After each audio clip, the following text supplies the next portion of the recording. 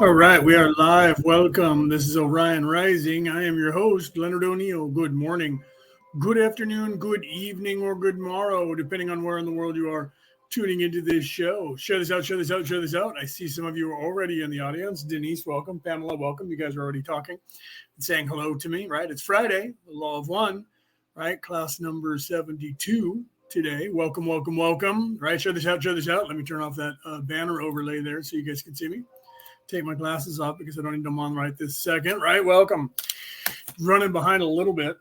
I didn't realize I did not have the next session ready to go on audio. So I was actually doing that. That made me a couple of minutes late. I was trying to insert the H after the RA on 36 questions, and the one that I had somehow, luckily I noticed, because Raw always ends with a certain, way where that I'll leave you in the love and the light and the creator. And I noticed while I was scrolling down to fix the letters that he just ended with you. That is correct. And I'm like, that's not how it ends. I must be missing a couple of questions. So I had to quickly jump to the website, go to the website from the Law of One, lawofone.info, go to session 34, scroll to the bottom, realize that, copy and paste, go back to the program that I was fixing the print to audio, erase that entire one, pop in the next one, and then edit it. Otherwise, I would have been on time, even though I was running late. It was a little crazy. It's been a kind of a crazy day. We're getting close to the new year. It's the middle of Yule, the middle of Christmas. A lot of people think Christmas is over because the 25th ends. But traditionally on this earth, there was 12 days of Christmas. That didn't mean 12 days prior to Christmas, and Christmas was the 12th day. Christmas on the 25th, and 12 days celebration after that. 12 days ends in the 6th of January.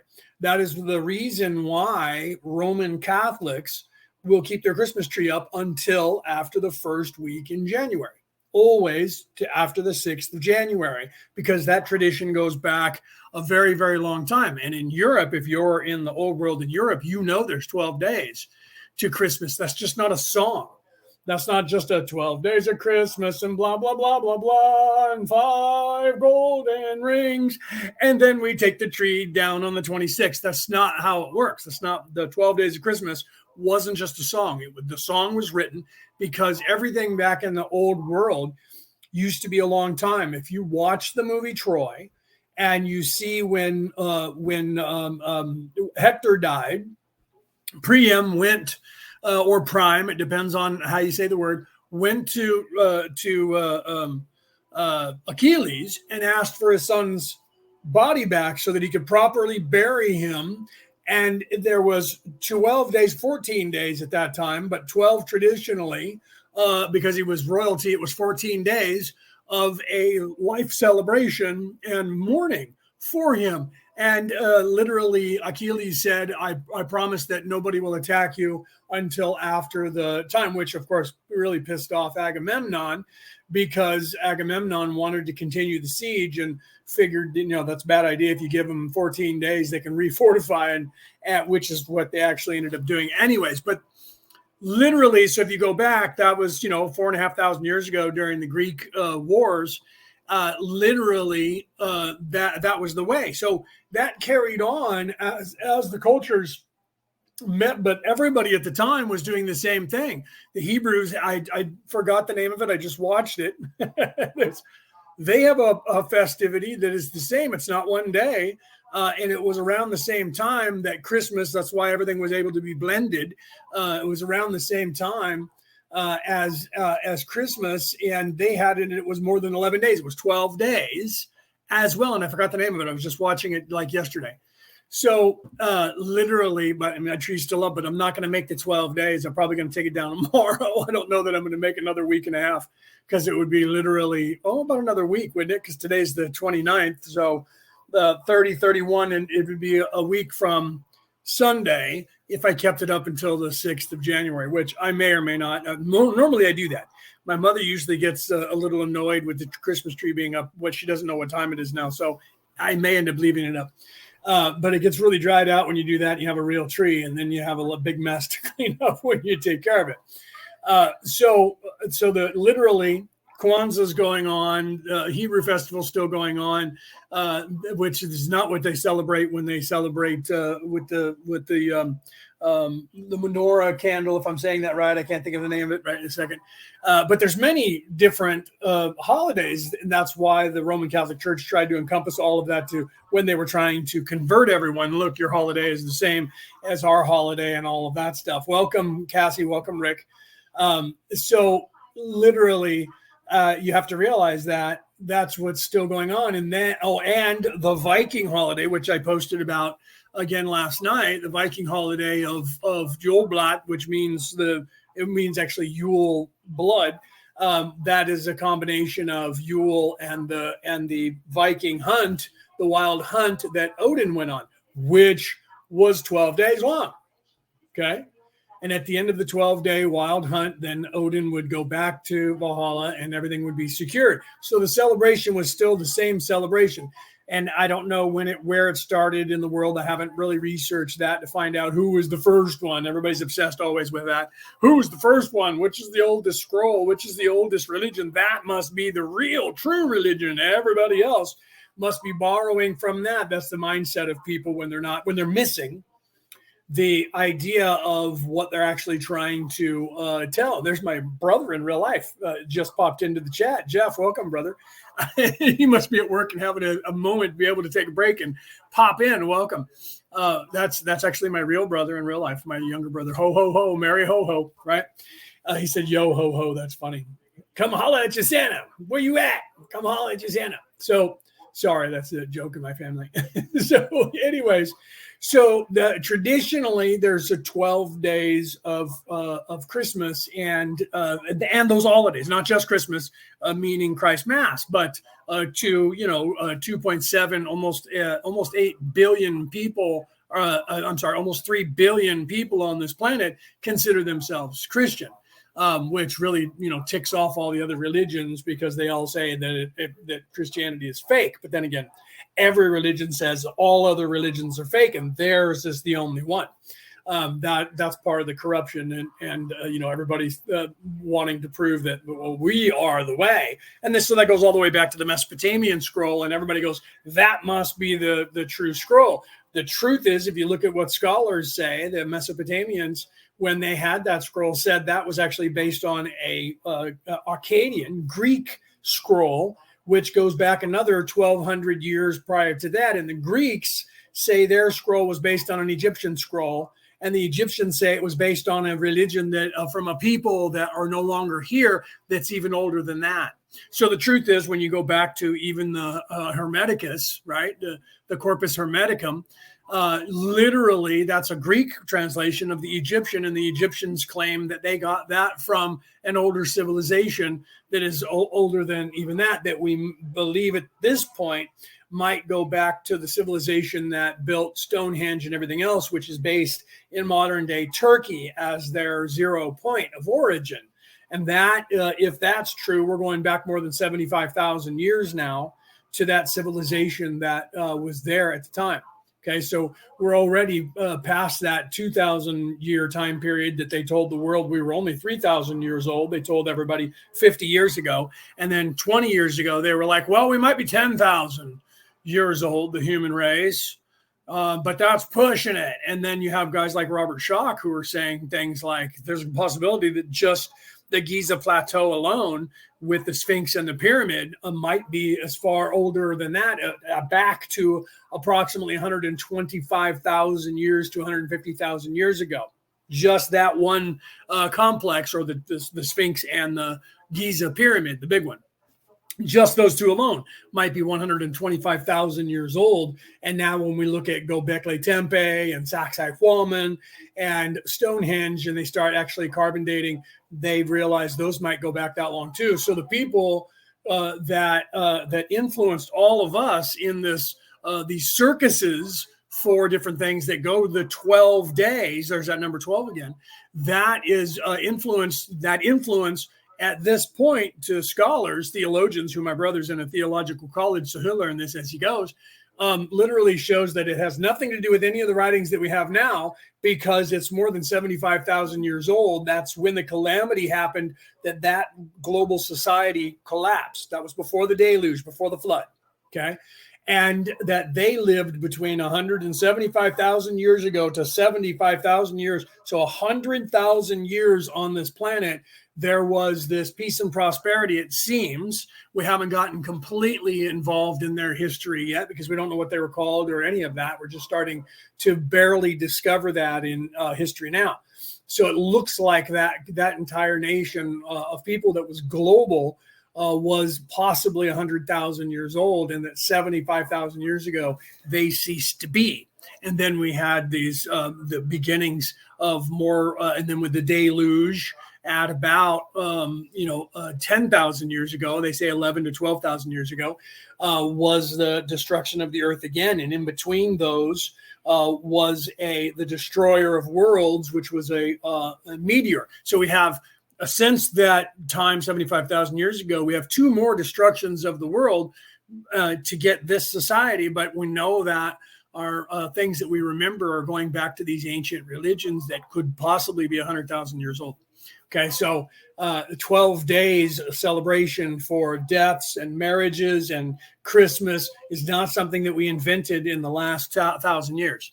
That's been around longer. We're just forgetting about it now and trying to celebrate because they can't figure out how to keep retail business in line for that 12 days because they shifted it all to starting, after Halloween. So on November 1st until December 25th, they're making all their money in retail around the globe.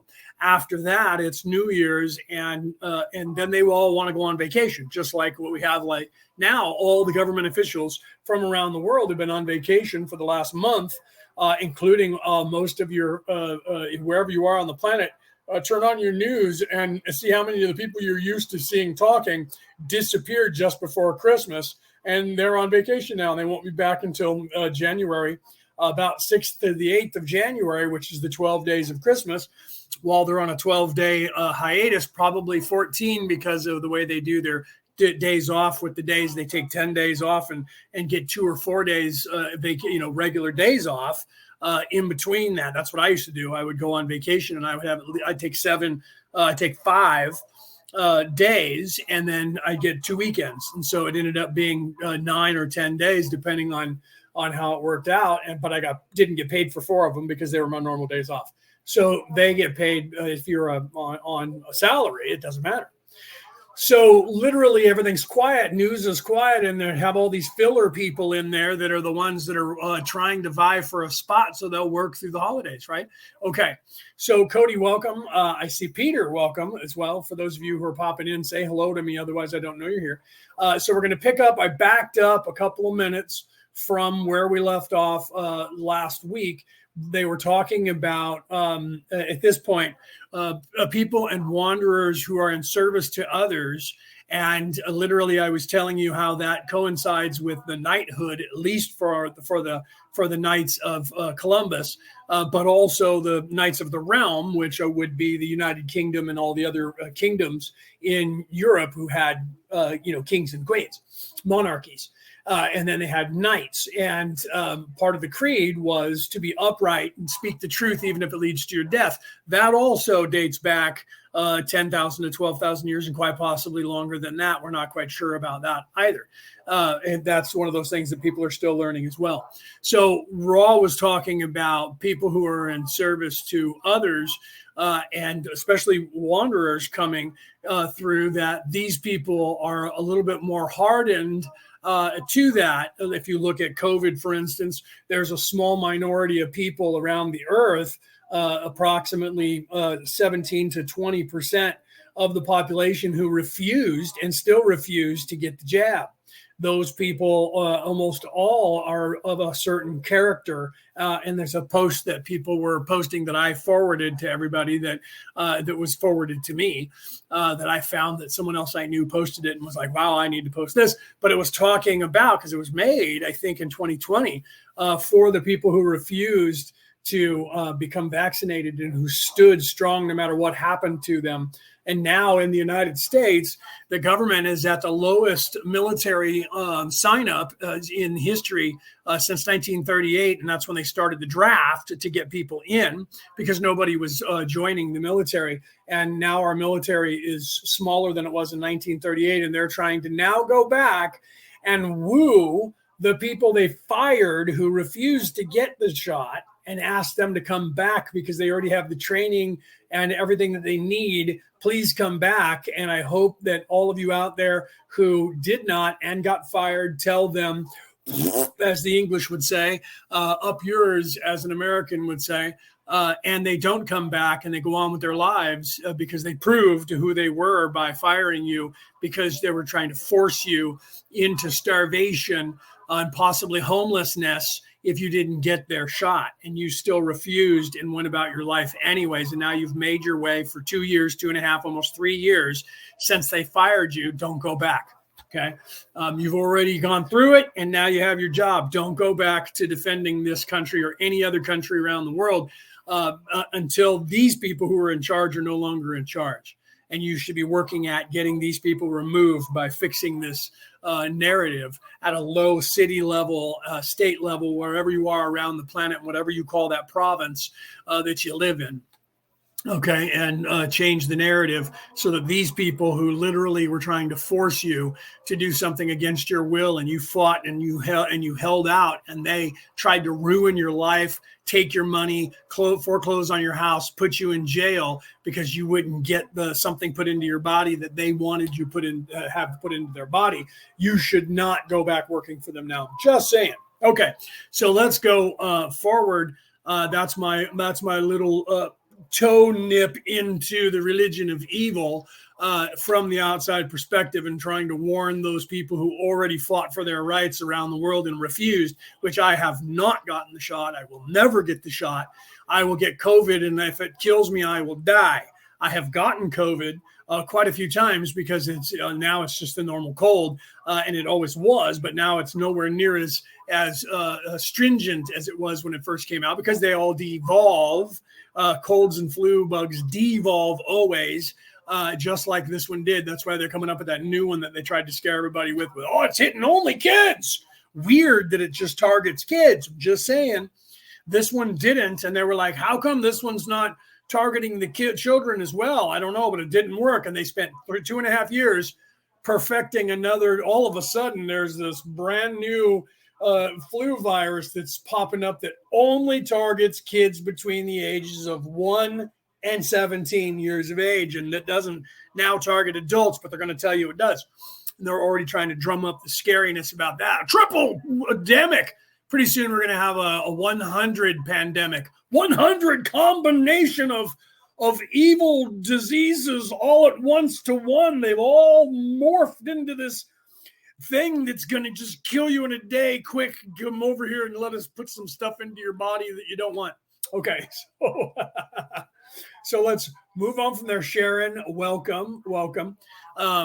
So somebody's at least over there on YouTube making a comment in the chat. I see you over there.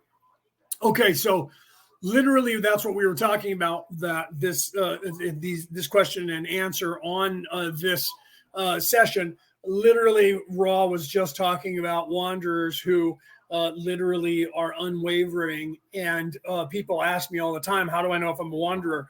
The reason I just went into everything that I just told you is that if that bothered you, even if you said, well, hell, I have a family and I have to get it done, but you did not, and you were going to refuse, but you had to because you have children and you didn't want them to be starving in the cold, but it's still in your mind. You know that it was wrong and you knew that you didn't want to do it, but you were forced to. So some of you had to, and I get that. And I'm not going to say that people who bowed to that were in any way, a lot of them were afraid because they spread fear to program you to that. And now we know that there was no reason to fear. Like a very powerful and smart American president once said, the only thing we have to fear is fear itself. and people should remember that speech today and play it for yourself over and over, just so that you can hear that. Or if you're in the UK, listen to some of the things Winston Churchill said when all of the tallest building in England was about 9 feet tall because everything was destroyed by the Nazis.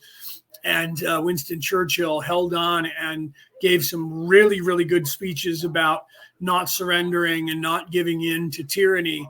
And they turned that war around and eventually defeated that military by their sheer will of resolve.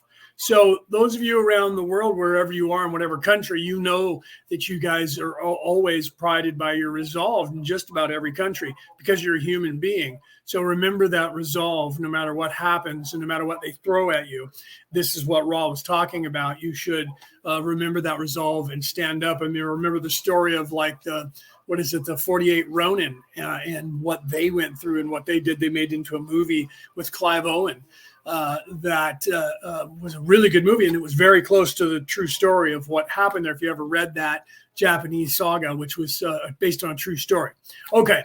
And that again were knights that were, they were called Bushido or Shogun or the like at the time, but that's just their version of it. Okay. So, right, Cassie said, no vaccine for me, right? No, I didn't get it, and I won't. I'll never get it because it was just, I didn't want to go down that road because that'll be dipping into the politics of that. But I got deleted and deplatformed for what I said, and most of my stuff is still out there for you to listen to and watch from that time, starting in about April of 2021 or 2020, April of 2020, going all the way through to almost 2023, about 2022, about probably October in 2022. So for 2 years, there's literally a lot of videos where if you go back and listen to what I said then and then take a look at the reality now, just like everyone else who was saying what I was saying back then, they told us we were lying, conspiracy theorists, crazy people, and terrorists. And most of us, I can't say everything that was said because some people said some really outlandishly crazy stuff, but most of what we said is actually fact now, true and fact now. Okay.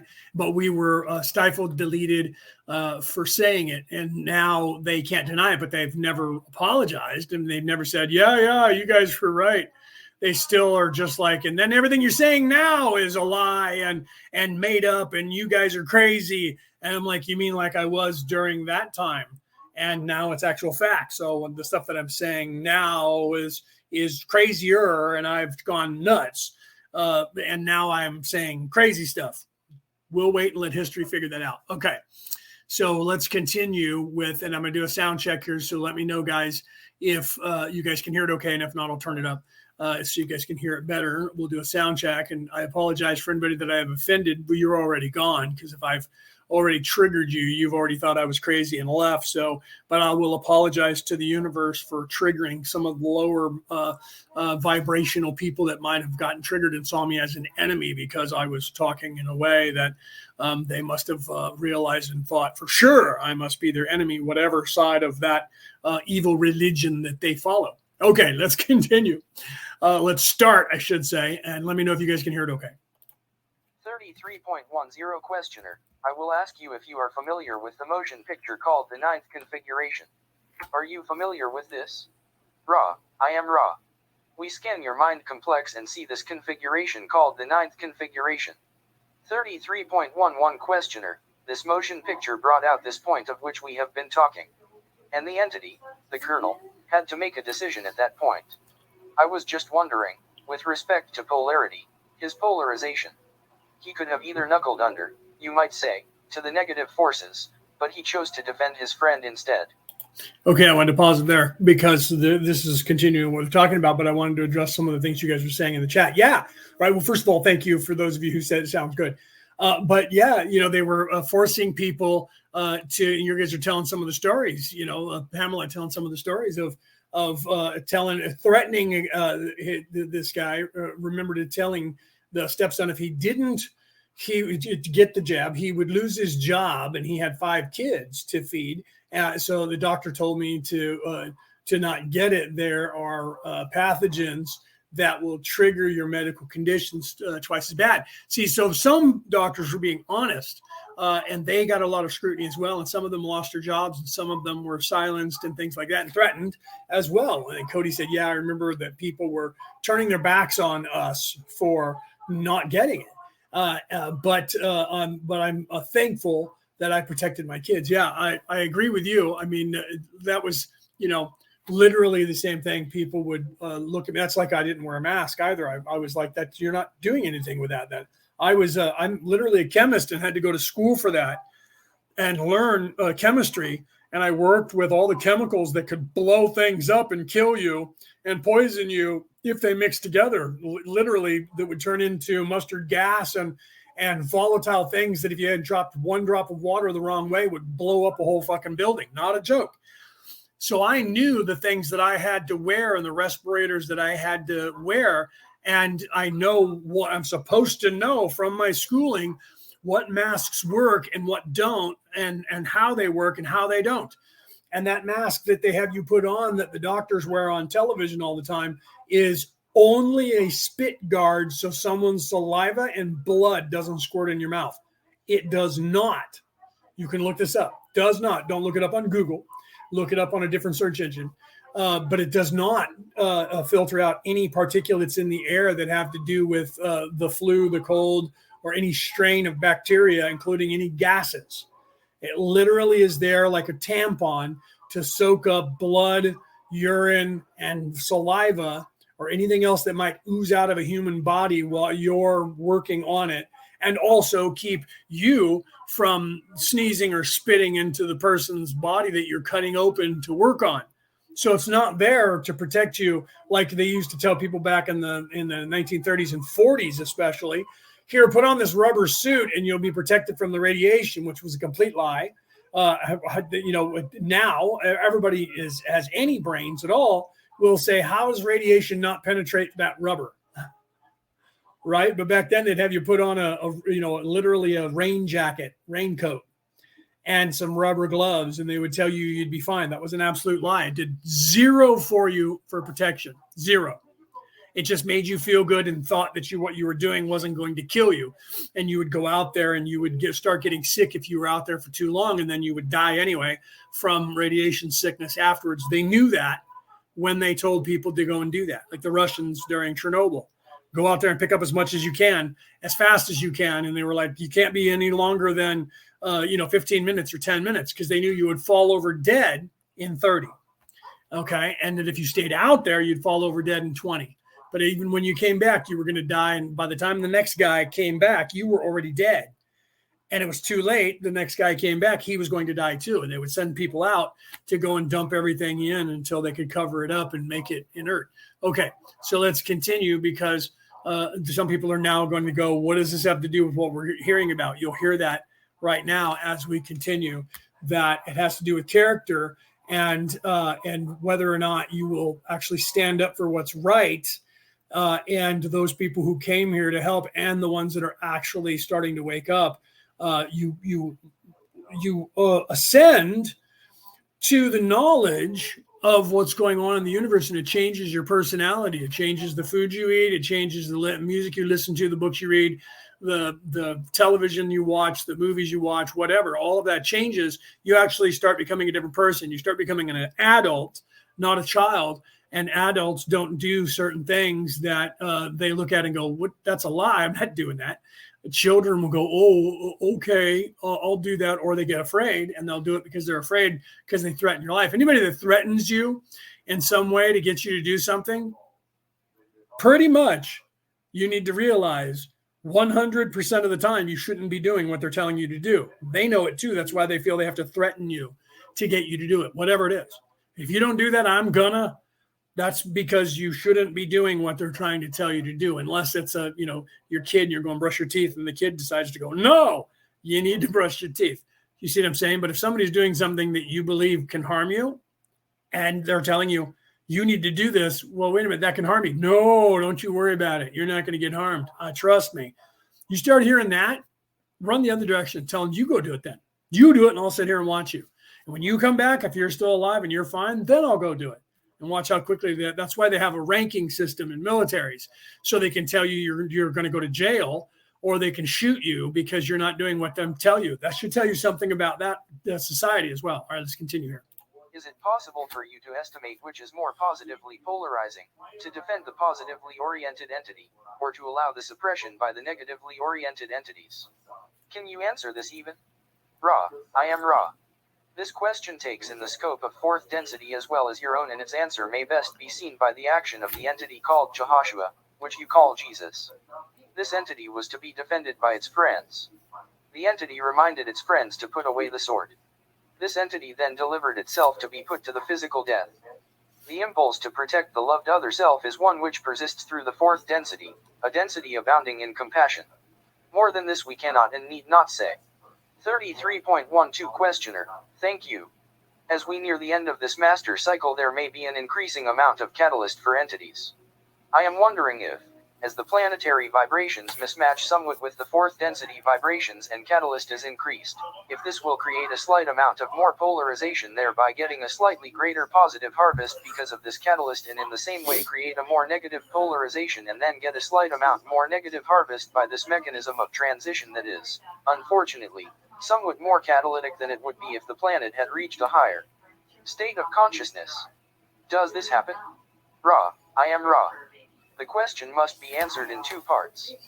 Firstly, the planetary catastrophes, as you may call them, are a symptom of the difficult harvest rather than a consciously programmed catalyst for harvest. Thus we do not concern ourselves with it, for it is random in respect to conscious catalysts such as we may make available. The second portion is this: the results of the random catalyst of what you call the earth changes are also random. Thus we may see probability/possibility vortices going towards positive and negative. However, it will be as it will be. The true opportunities for conscious catalyst are not a function of the earth changes but of the result of the seniority system of incarnations, which at the time of the harvest has placed in incarnation those whose chances of using life experiences to become harvestable are the best. 33.13 Questioner. Okay, so I wanted to pause there because what Ra's addressing there is climate problems on this earth. That's the new portion of their religion to create fear, is saying that everything that we're doing, which I want to point that out. I'm going to tip into a little bit of politics again there, that everything that we are doing is causing these changes throughout the planet.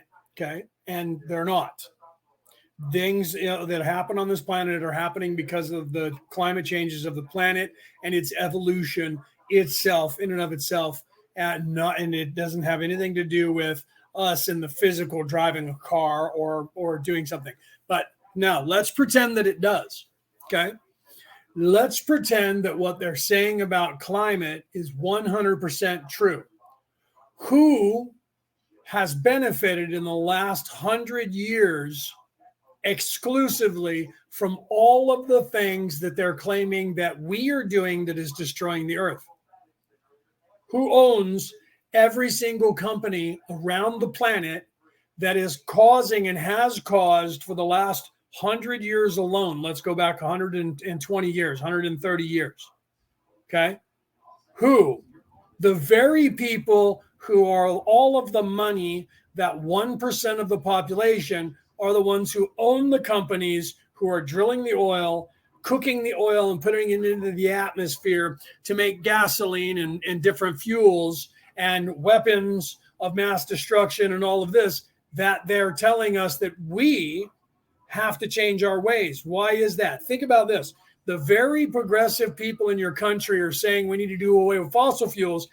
And the biggest industry of fossil fuel is owned by people like the Rothschilds and these rich elites that are 1%. Why is it that they are the ones pulling the strings behind the scenes, that they're telling people to stop the industry that they have been using for the last 150 years? Do you know why? Because that industry itself is going to run out, and they need a new industry to take its place. So look into who owns the new industries that they are talking about. to find out who has got the agenda that they're pushing for you to change from fossil fuels to, say, electricity. Okay. So who owns all of the electric companies? Who owns all the people that are generating electricity, all the companies? Who owns all the manufacturers that are making parts for all the solar and wind powers? Who owns all the chemicals in the ground that are needed to make these cell phones and touch screens and to make these batteries for these cars? And who owns the car companies that are willing to transfer from an internal combustion engine into electricity? Who is benefiting from all of this transition? The same people.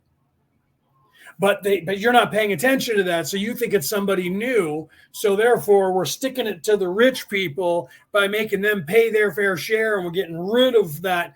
You don't think that the Rothschilds, who used to own all of the oil fields all around the world, didn't buy up all the land that had the chemicals to make the batteries? You don't think that that's what's going on? And they tell you, well, no, China makes all the batteries. Okay, the Chinese were smart enough to be forward thinking and started manufacturing products that needed these rare earth elements. That's what they're called, rare earth elements that they had a majority of.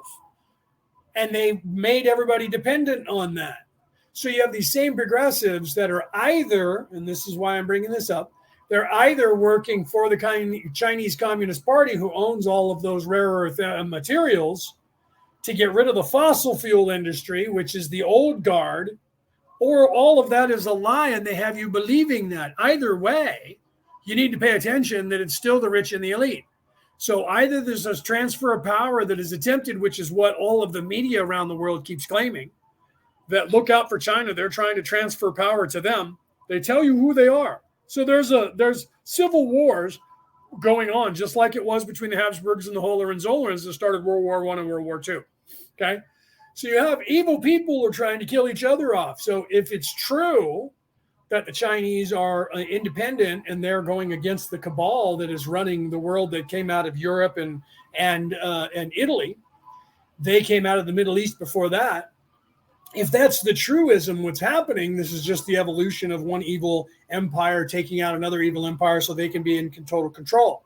But if it's not, then it's all just made up. Then that means that it's the same rich people, that they're just pretending there's this battle going on, and the truth is they own the same corporations, but they know that all that oil is running out. They know that because they've been farming that oil for so long. They're finding it hard, so they need a new source of energy. So they're trying to change over to this new source of energy. So you have to look at what they're doing in the background, or who's saying what and who's pushing what. Okay, so you have everybody in this country, and probably if you're in the UK in your country, and if you're in Australia, you're still the same cabal. You have them all saying, we have to worry about TikTok because what's TikTok doing that's different than what Google and Facebook, Meta, and Amazon and everybody else that is an American, European country? What is the Chinese are doing that's so different? Well, what they're doing is they're stealing all of your information, and they're spying on everything that you say and collecting all that data. You mean like they are too? That's exactly what they're doing.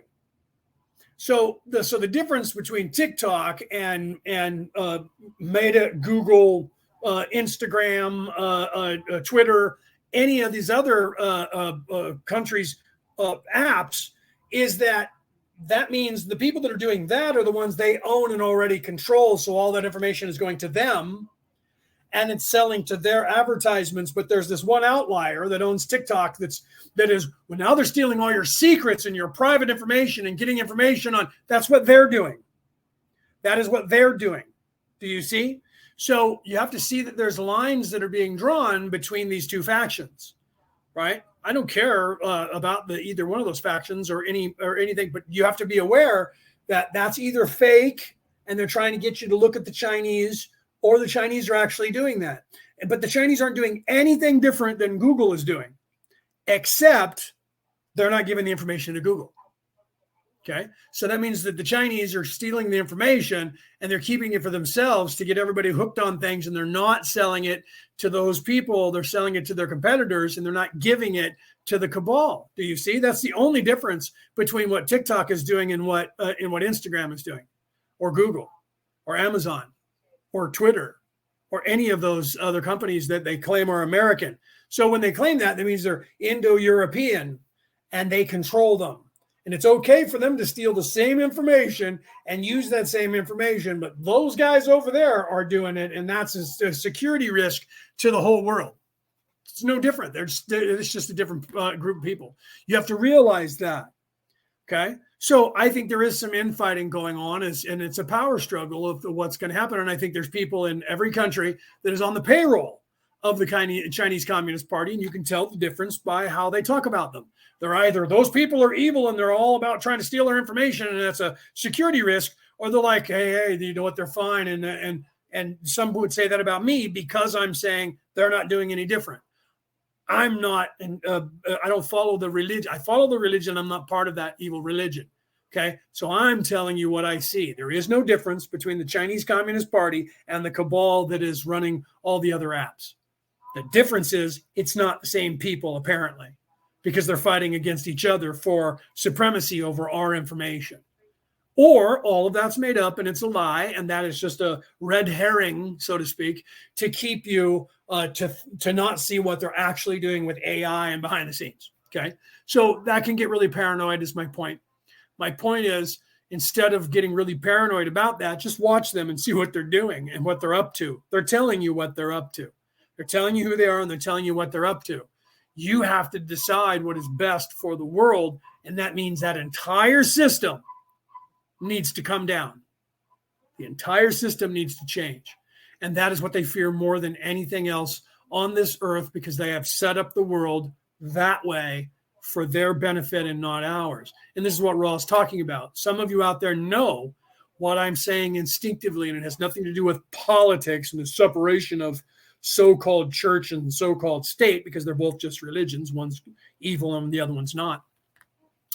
There is no difference. When people say separation of church and state, you need to realize that state is the religion of evil and church is the religion of non-evil. But they're all corrupted to be the caste system and funnel all the money upstairs. You have to see beyond those corruptions, see the corruptions, recognize them for what they are, and then see past them to actually see how to ascend.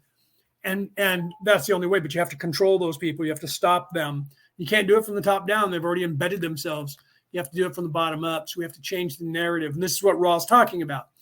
Resist that narrative and change the narrative to a more positive, non-fear-based ideology, which is what we in the coalition are attempting to do worldwide and have been for generations.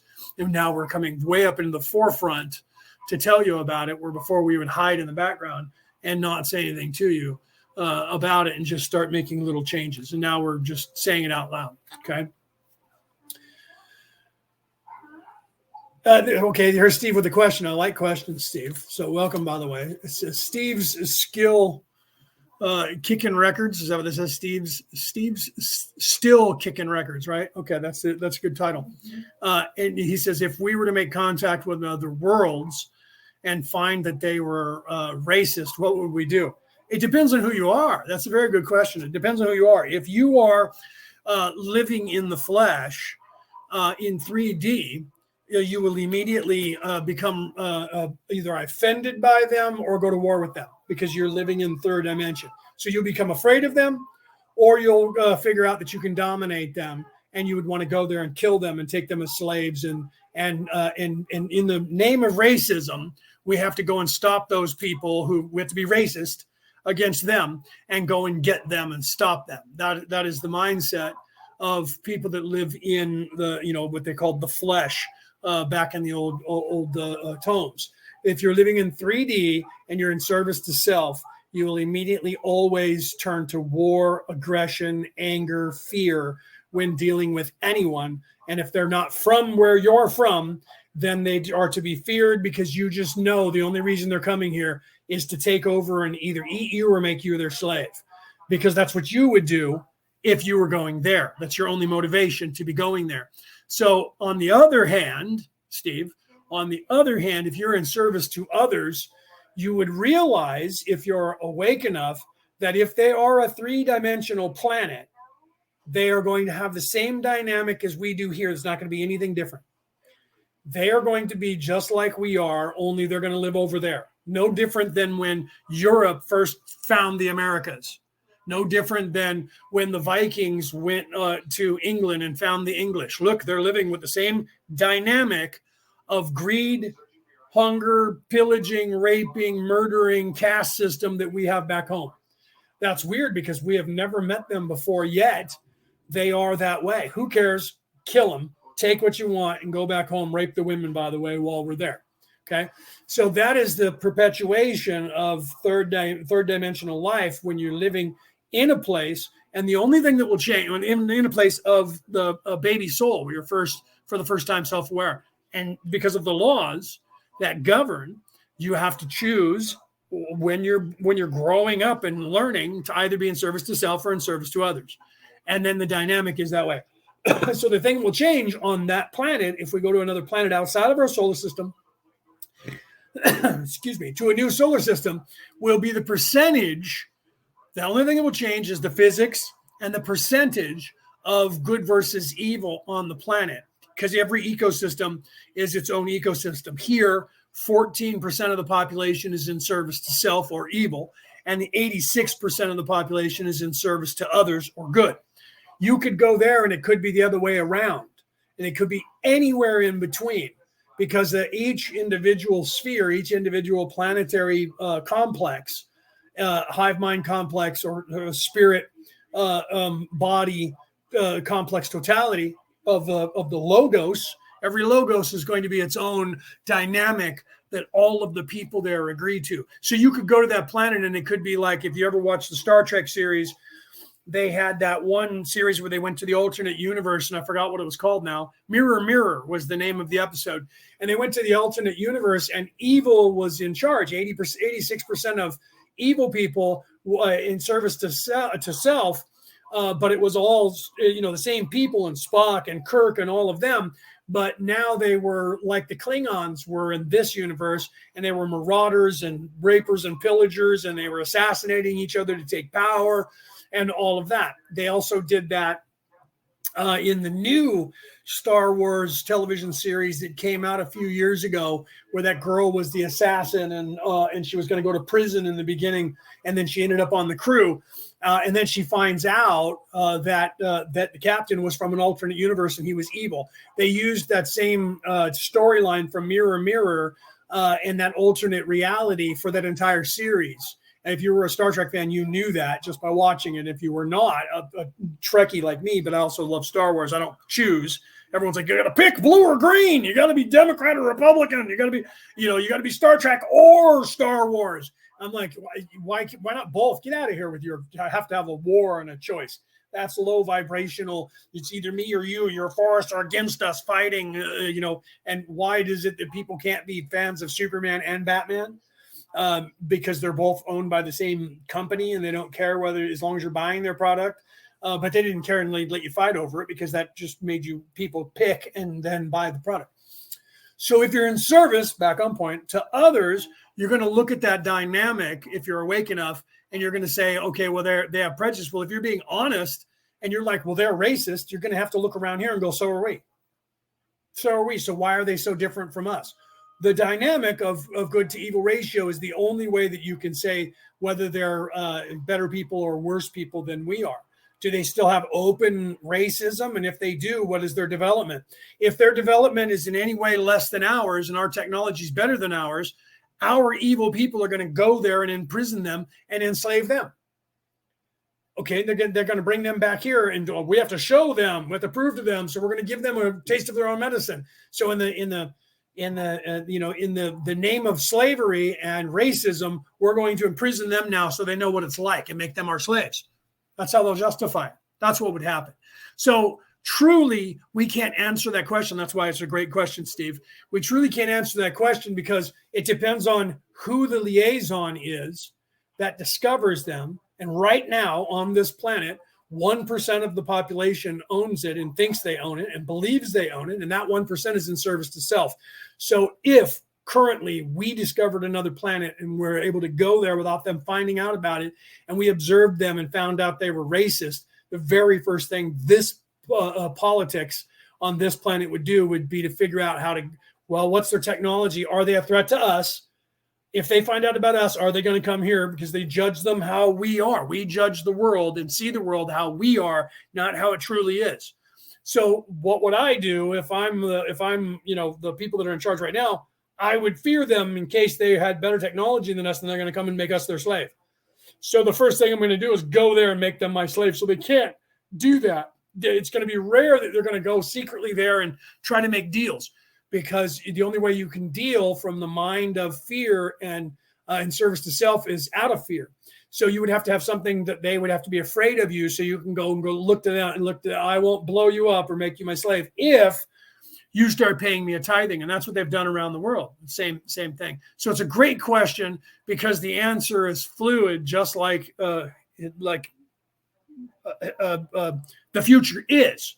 It literally is determined by who the people are that make contact with them and who the people are they make contact with. But currently, in this state of beingness on this planet and those who are in charge, there would be war. There would be destruction, and billions of people would die, because either we would go there. It's just like in the movie Starship Troopers. Right? Something happened in that movie, and the arachnids became afraid of the humans, and they launched meteors at the Earth, which actually comes from a story that I'm not going to get into right now that actually did happen. And literally, when we found out about it, we had decided to take the war to them, go to their planets and eradicate them and kill them. And that's what that entire movie and the series, the video game, was about. And that's the mindset of conquerors. The mindset of people that are trying to conquer the universe, not the mindset of people who are trying to make peace. Because they're apparently, we don't know by the movie, Starship Troopers or the second one, we don't know if there was any kind of contact between humans. So according to the way they masked it for us, we were just attacked, and we found out that they sent that at us unprovocated.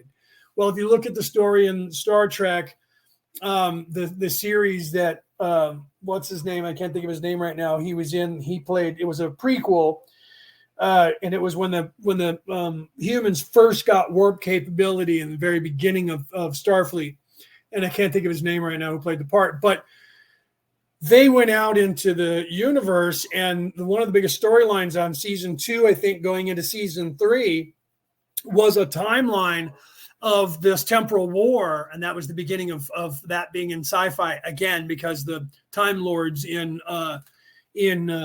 Doctor Who have been talking about the temporal war since the 30s in the world. Longest running television series in the history of the planet is Doctor Who, still running today. The 17th or 18th Doctor now, and a Doctor was a woman last I know. I don't know if she still is, because we don't get the stuff over here until about 4 seasons after it's live in the UK. So you guys would have to tell me if she's still the Doctor, if you guys moved on to a man now. But the temporal war was what that was. The series went into, and that had to do with the same thing of people in the future and in the past fighting because of fear. So you would have to, the Doctor is 9 again now, right? So, well, no, I mean, if you look at how many Doctors ever played the part, is my point, because there was 9, and that was at the end of the 70s, and since then we've had another 5 or 6 people that have played the character. You had Tennant, and then you had because you had Pertwee. There was one before him. Then you had, it went into all the different ones. And then Michael Tennant played the part for a while. Then you had the younger guy that played the part. And then the crazy guy that had all of the, I liked him, but he didn't last long. The older guy that had all the question marks all over his stuff. Tennant was one of my favorites. And the kid that did it after him, who's now a grown adult almost in his 40s. But at the time when he was doing that, he was like in his 30s or late 20s. He was my favorite. I don't remember his name. You guys might have to tell me his name. But then there was the woman that was playing the part. And we're getting those now, season 2 or 3 or 4 from those over here in America. We're always way behind the BBC. So the Ninth Doctor, I know there's been more than that, but I think they're officially calling it the Ninth Doctor, right, Cody? 9 again, but that might be because now it's a different timeline, right? And so, because they do that, because it's the Time Lords, and sometimes you're watching the Doctor from before the Doctor became Michael Tennant, and sometimes you're watching the Doctor currently after that. So I love that they're doing that too. So you don't know the timeline, and then they interact sometimes, and I love that, right? Yeah, new timeline. See, I knew it. I love it. Love that.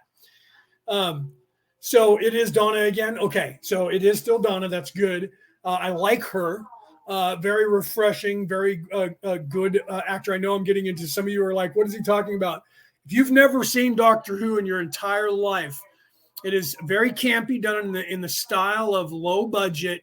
The storyline is more important. I love that the English have stayed true to that the entire time they've done it. They haven't gone completely crazy with technology. They did integrate a few things a little bit more, but they've stayed pretty much true to the traditional sci-fi style. If you've never seen Doctor Who in your entire life, you will binge watch that for the rest of your life and still not see all the episodes because there's so many. But you should take a look at that and learn about the Doctor, learn about the Time Lords, learn about the Temporal War. The series that I loved the most was when the Doctor was put into the prison and actually went back in time and came 2 million years stuck in the prison and got out, and then came back to Gallifrey and basically told the Time Lords that he was truly going to take over because they were nowhere near fit to rule and fix time anymore, and that he was going to be in charge. Love that. And that was that older guy whose name escapes me, but a great actor. One of the best actors I've ever seen act, playing the part of the Doctor. He had the white blonde hair, and he was thin with a kind of big nose, very kind of English German-esque features. Can't think of his name. If you know his name, please tell me. Loved him too. A lot of people didn't like him because he was hard to take around the world, but he was so very English. He reminded me of Pertwee, and before that, with the great actors that played it when it was black and white so far back. Right. Anyways, I know I'm reminiscing, but the point of this is that there are people on this planet that have known about the things that are going on around the world, and sci-fi is one of the genres where that is capable of them on this planet throwing truisms, true stories, and true timelines and true things that are going on in this world out there for people to see without you realizing that they're telling you about things that are actually happening and that have actually happened, and scenarios that have actually happened and that are happening.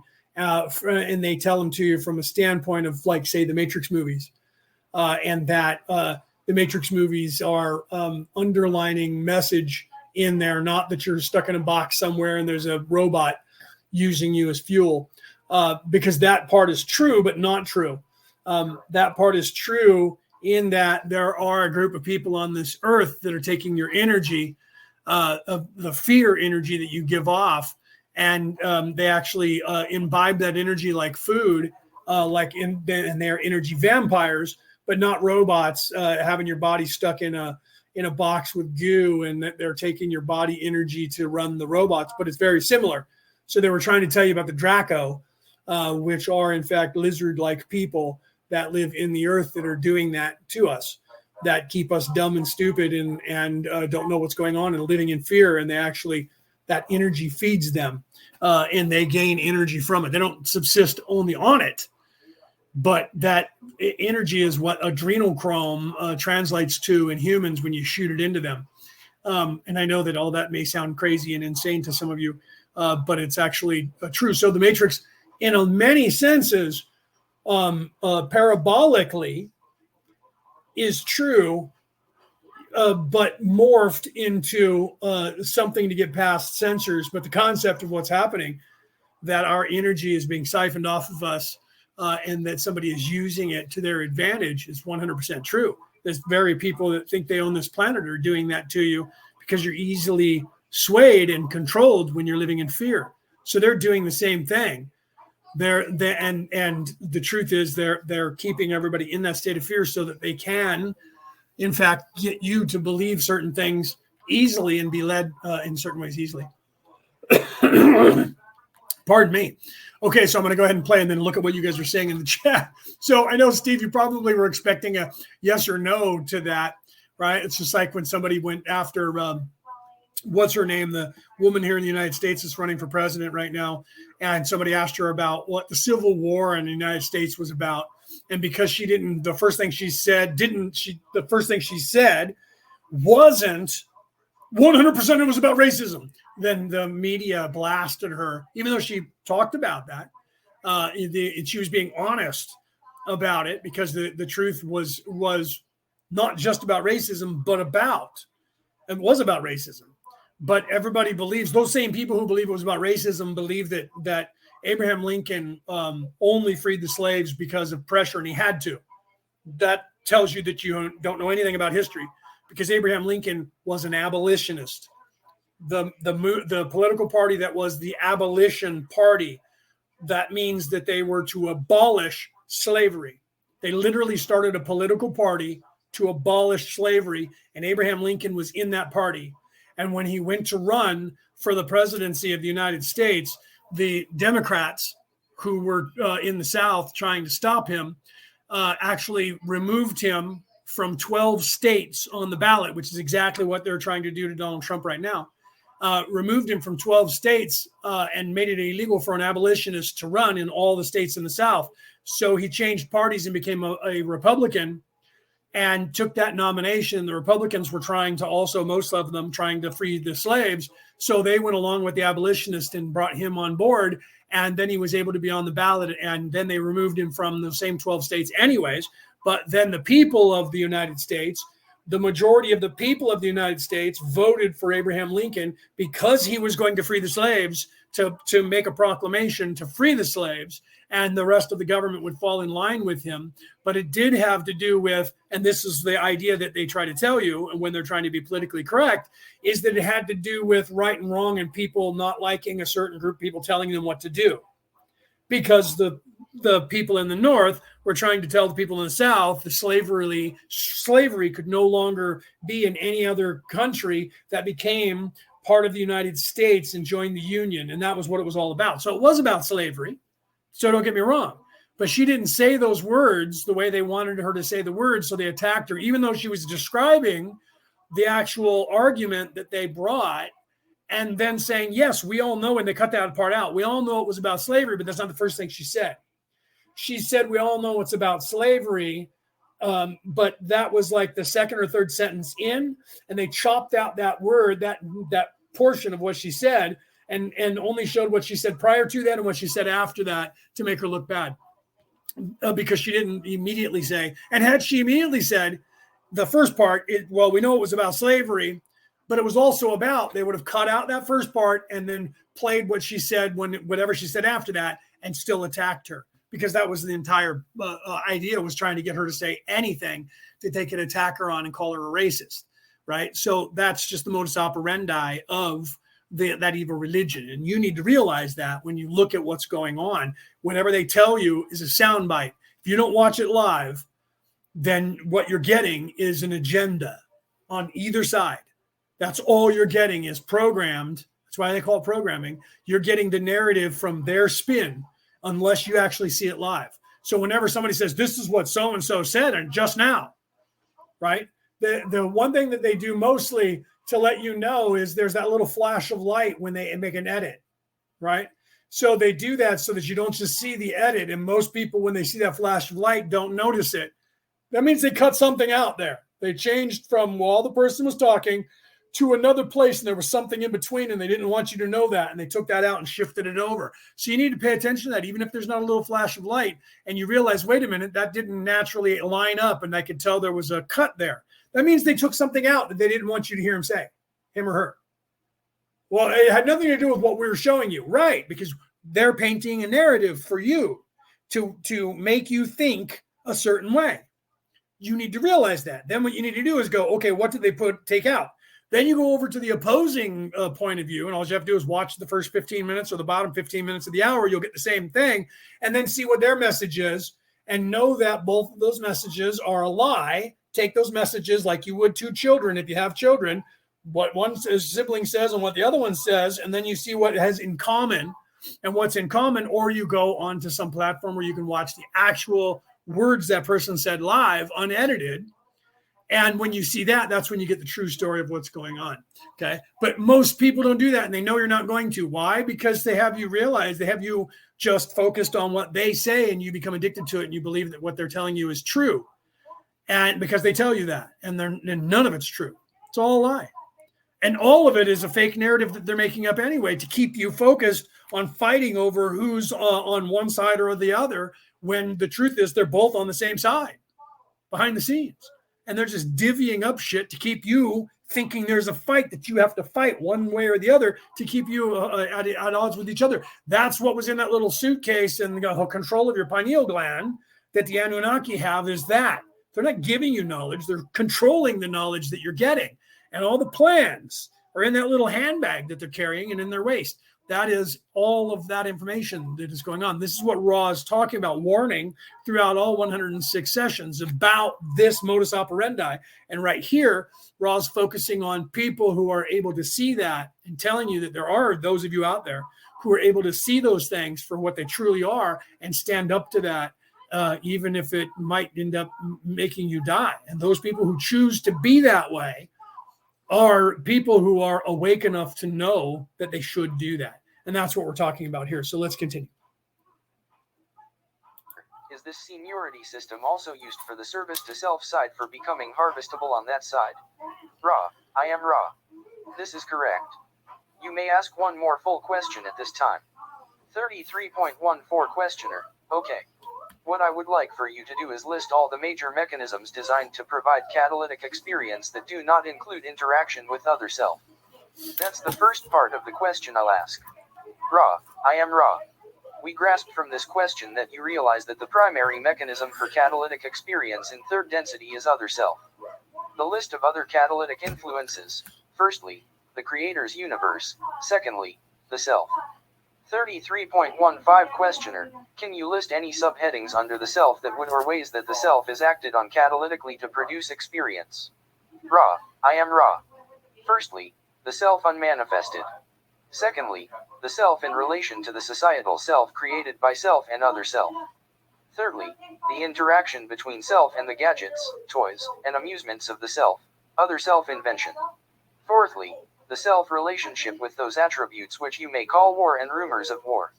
33.16 question. Okay, and literally Ra's right there talking about technology before we had it. This is in 1981. We didn't have smartphones yet. We didn't even have cell phones in 1981. I think we might have we didn't have cell phones yet. Okay, but he's talking about gadgets and technology already.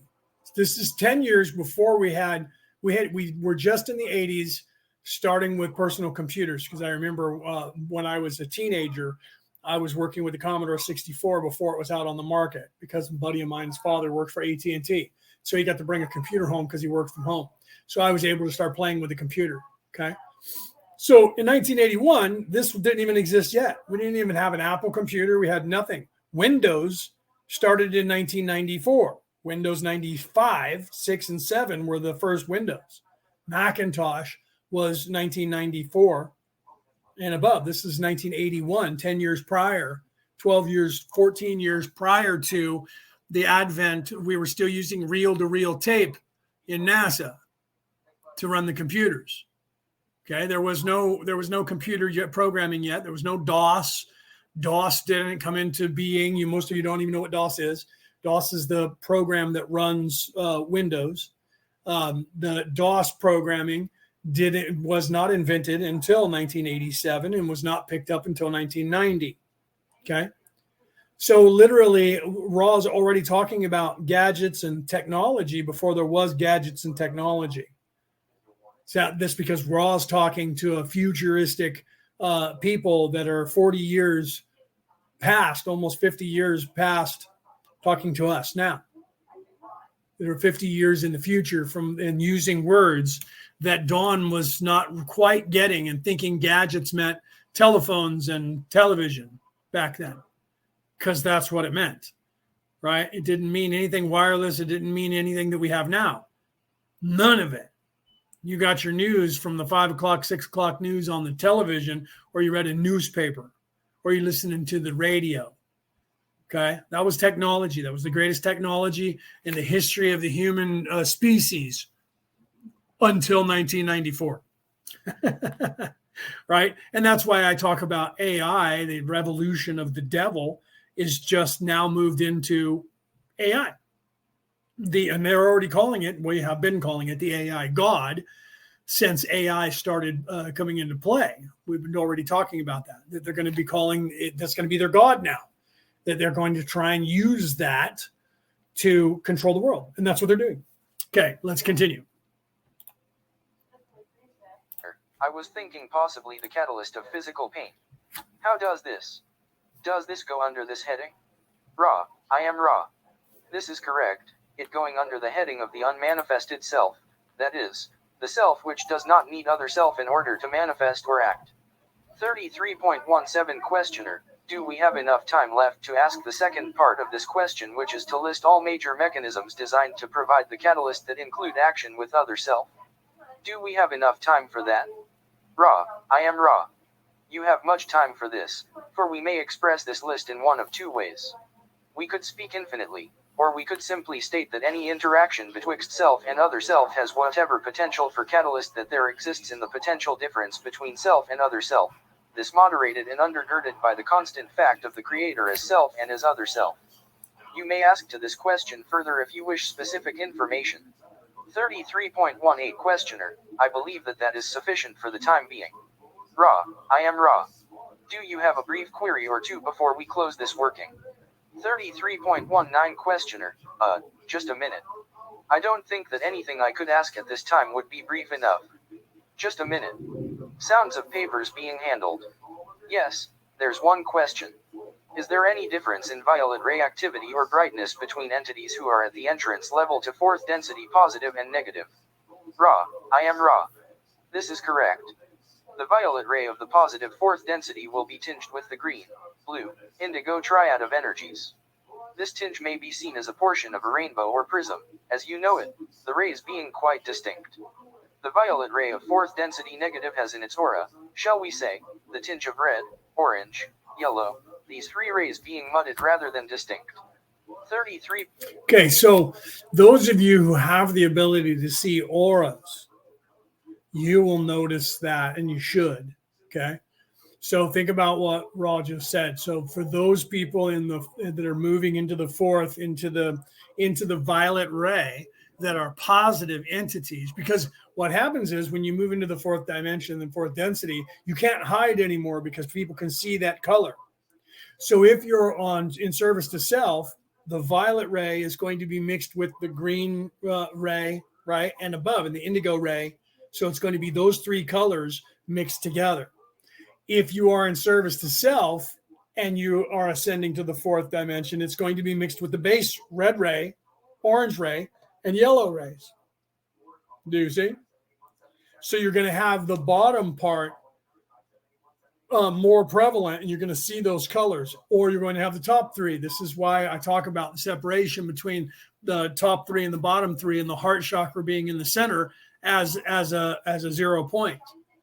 That's why I show that, and that's why I talk about that. So literally, once you get to the heart chakra, you either expand the heart chakra in service to others, and then you unlock the indigo, right? The green, the indigo, and the violet, or you then share some of that, right? The heart chakra, and then as you're moving into the fourth, because there is the fourth, the fifth, the sixth, and the seventh, and halfway through the sixth, you still are able to access some of that knowledge that is there, but it's based in the lower three chakras.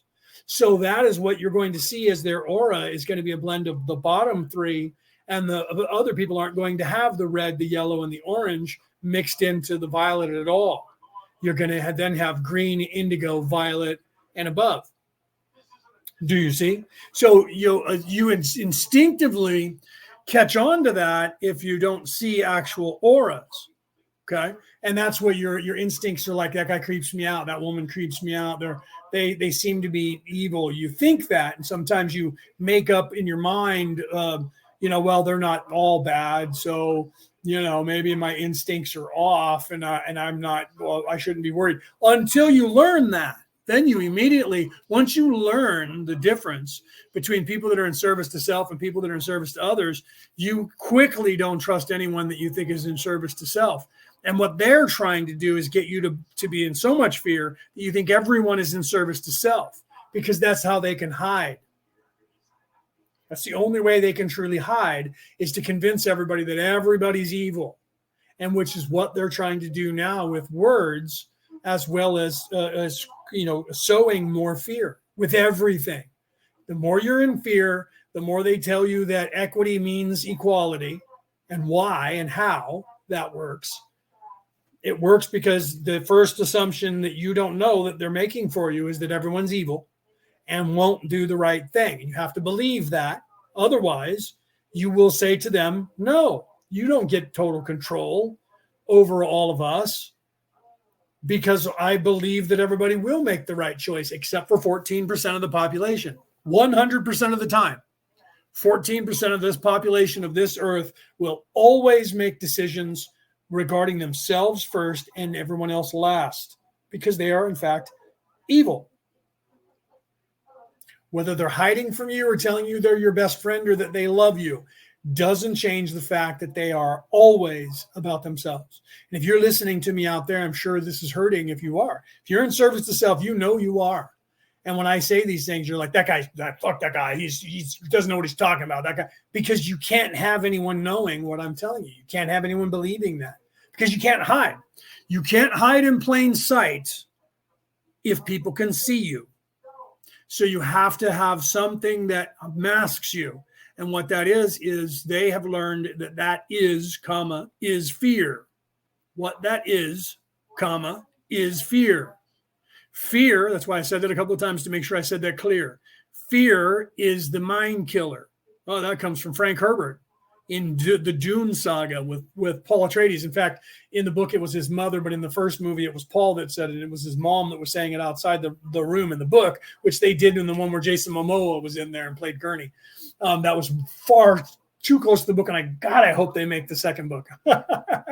I hope it's somewhere on a shelf that's already been filmed, and they're going to throw it out there now that the COVID is over, because you guys need to see the rest of that. That movie was that's the turning point. When I read that book and it got to that point, I was like, everything was just starting to get good, because all the plot setting, the entire first book is just plot setting. Everything after that is the storyline. Although you have to know what's going on in the plot setting to realize what's going on in the rest. So, I hope they get that other movie out. I'm going to try and work on them in the background to get that other movie out. I believe they filmed it. You don't film that kind of movie and don't film a second one. You don't do that. Okay. So literally the biggest thing that we have to fear, another smart man said that here in the United States, the only thing we have to fear is fear itself. So the truth is, fear is how they can hide, by having you live in fear, so that you're clouded. Your judgment is clouded by the fear. The fear blinds you. Fear blinds you to reality and gets you seeing reality how you are, not how reality is. So you're not seeing anything clearly because you live in fear. Right? Rachel, welcome. Yeah, I so hope the second movie is filmed, Cassie, and that it's coming out, because and if you haven't read the books, go and read Frank Herbert's Dune series. Read Dune, and then read I think the first book was Arrakis, and the second movie was what was it called? It was called Dune Messiah, I believe. It's been a long time. It's been 30 years or 40 years since I read the books, so I might be quoting that wrong. So the Dune series was Arrakis, otherwise known as Dune, or Dune, otherwise known as Arrakis. I don't remember how that worked. You can look up Frank Herbert. And then the second one, I believe, was called Dune Messiah. There was 4, I think, books to that series. And the first movie with Jason Momoa was only the first book. It's literally just, and that's why I think it was called Arrakis, because that's where they went. The whole movie was about Arrakis, which was everybody outside of the planet called it Dune, or the other way around. They called it Arrakis, and the people that were living there called it Dune. So, or they called it Dune, and I don't remember. I think they called it Arrakis. Now I'm getting confusing myself. So literally, you have to think about those things. That fear is what they're putting in front of you every day, peddling fear to you in every way to get you not to trust anyone, because it's the only way they can hide in plain sight. Otherwise, you see them for who they actually truly are. Okay, let's continue, and then we'll move on to the next session. Point 20 questioner. Just as a slight appendage to that question, what would the rays of 5th and 6th density look like? Ra, I am Ra. We may speak only approximately.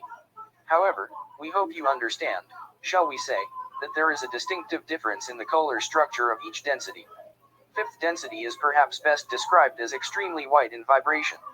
The 6th density of a whiteness which contains a golden quality as you would perceive it, these colors having to do with the blending into wisdom of the compassion learned in 4th density, then in 6th the blending of wisdom back into an unified understanding of compassion viewed with wisdom. This golden color is not of your spectrum but is what you would call alive. You may ask one more question briefly. 33. Before we start that, yeah, Anna says, I ask people if they can see the colors around the lights, and they all think that I'm stupid. Yeah, it's because they can't see. They're living in fear, and that diminishes your vibration and puts that veil thicker over your face, and you don't see the difference between the light and darkness, or good and evil, or in service to self, people in service to others, because you can't, because everything, you don't trust anybody at all, because you feel that you can't trust anyone, because everyone is just going to take advantage of you, and they're all evil. And that's where they want you to get. I mean, it's not a bad thing to be weary of people, but it's a bad thing if you only look at people from that perspective always.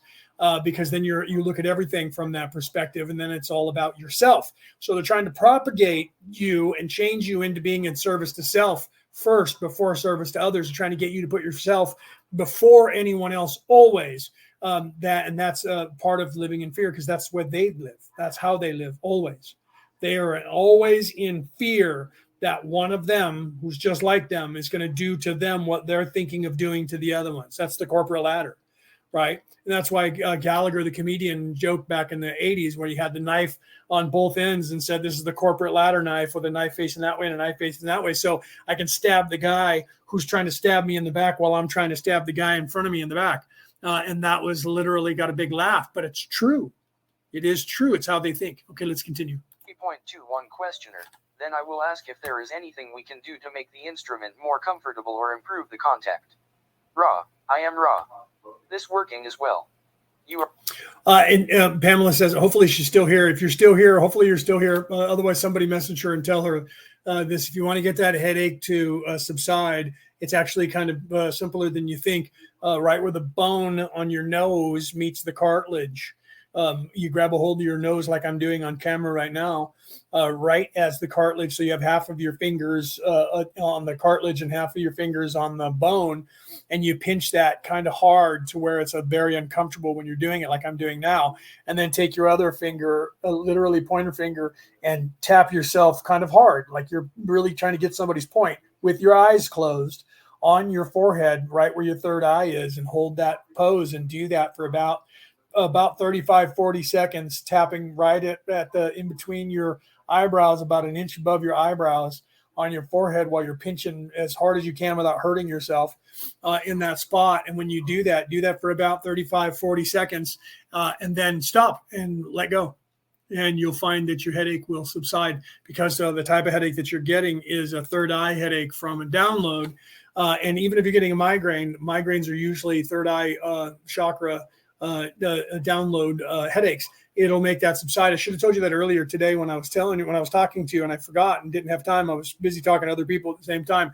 But try that. Close your eyes. You can even tilt your head back a little bit when you do it, and pinch literally where half of your fingers are pinching that cartilage. And when you do, it should be uncomfortable. You should be pinching it hard enough to where you're not going to break that bone or the cartilage, but that it hurts. And then literally tap your forehead with your eyes closed and your head back slightly elevated, and do that repetitively while just breathing in through your nose and out through your mouth, and then let go. Right. So yeah, try that. She says, I'm still on. I'll try it. So yeah, try that. Right. I told you that one other time. Right. Yes. You just forgot. I forgot to tell you today. And I knew that from before and didn't tell you because I forgot. Right. So try that and it should alleviate it. And if you have to do it a couple of times, do it a couple of times. It should alleviate it pretty quickly. Sometimes they'll come back and then you do it again. But I've been living with a slight headache for a while now. The energy, I just haven't told anybody for about a little over a week. The energy that is going on right now is causing a lot of our third eyes to act up. And I've been just not letting you guys know about it. Right. But people have been talking about it, that the energy is causing problems. And we have a full moon that's going to be here in 2 days. And it's the last full moon of 2023. As the new year is ending and we're going into the new year of 2024, which is a completely different dynamic, not just because of the number 23 and the number 24. Look those numbers up. The enigma of 23 and the enigma of 24, that is crazy enough. And then we're at 2024 from 2023, which compounds that enigma of both of those numbers, masculine and feminine, again. And then we're having that on a full moon at Yule.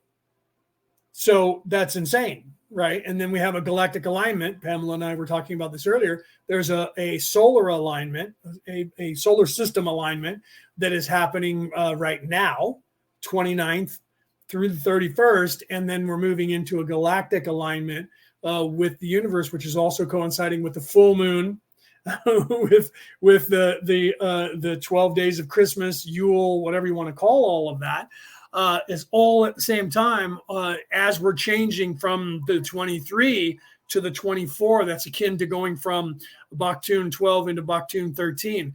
It's literally a completely different dynamic of energy, and everybody's getting, and that's unlocking a ton of information for all of us. And some of us just don't tell you guys about it because we don't want everybody to know that we're going through the same things, because then people will be like, well, I don't want to bother him because he's probably going through the same thing I'm going through. And we don't want you to do that, because some of us are aware of it and we know what to do. So we're capable of figuring that out and taking care of us, and at the same time, being able to help you guys and assist you guys at the same time. Okay.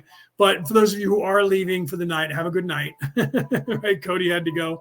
Pamela, if you have to go, and Rick left, because wherever you are on the planet, especially if you're in Australia, it's going into the darkness. And if you're in the UK, you're 8 hours ahead of me. It's also early in the morning. So anywhere other than the North American continent now and the South American continent now, it's getting late for you, right? All right, let's continue here with the last part of this. For attempting to be conscientious. We thank you. May we say we enjoyed your vision of our social memory complex drinking one of your liquids while speaking through this instrument. I am R.A. I leave you in the love and in the light of the one infinite creator. Go forth, then, rejoicing in the power and the peace of the one infinite creator. Adonai. Right. I forgot, if you're over in Australia, it's early morning. So some of you are going into lunchtime, right? Because you guys are 18 hours ahead of us. Right? I forgot about that. So for you, it's tomorrow, right? So it's not as bad for you in Australia. It's daytime for you guys. I forgot about that.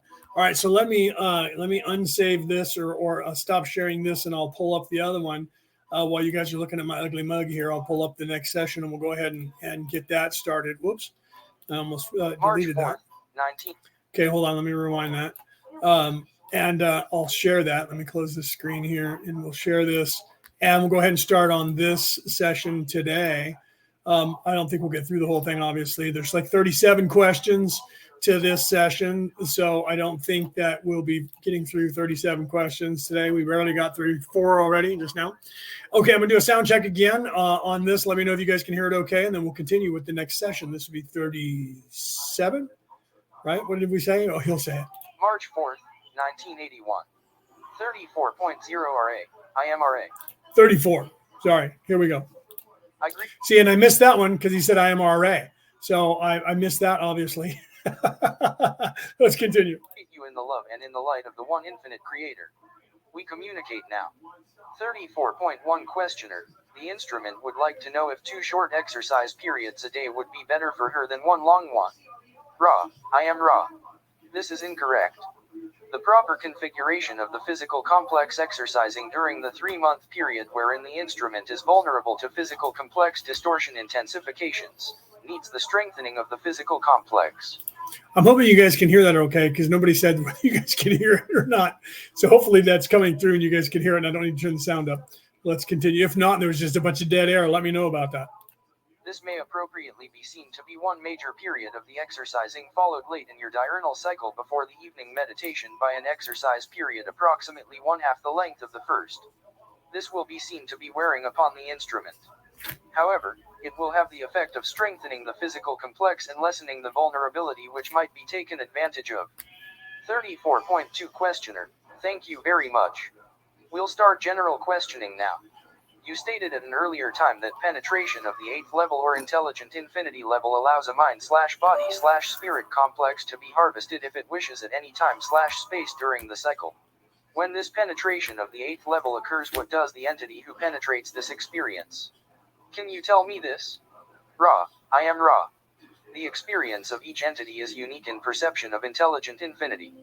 Perceptions range from a limitless joy to a strong dedication to service to others while in the incarnated state. The entity which reaches intelligent infinity most often will perceive this experience as one of unspeakable profundity. However, it is not usual for the entity to immediately desire the cessation of the incarnation. Rather, the desire to communicate or use this experience to aid others is extremely strong. Right. So this is why we know that people are going to do that, right? Because I'm doing it. Most people in some way are doing that. When you get to this level of understanding, you feel that it's necessary. And we know that people are going to do that. The problem is that calling happens a little earlier than the complete unveiling. And that causes some people to hurry up and run out there to try and help people without taking care of themselves and protecting themselves. And that causes problems. And those of us that know that, it's because we went through that as well. And it's different from every person. You heard that. So some people will automatically have those instincts to take care of themselves and get past it, but most people don't.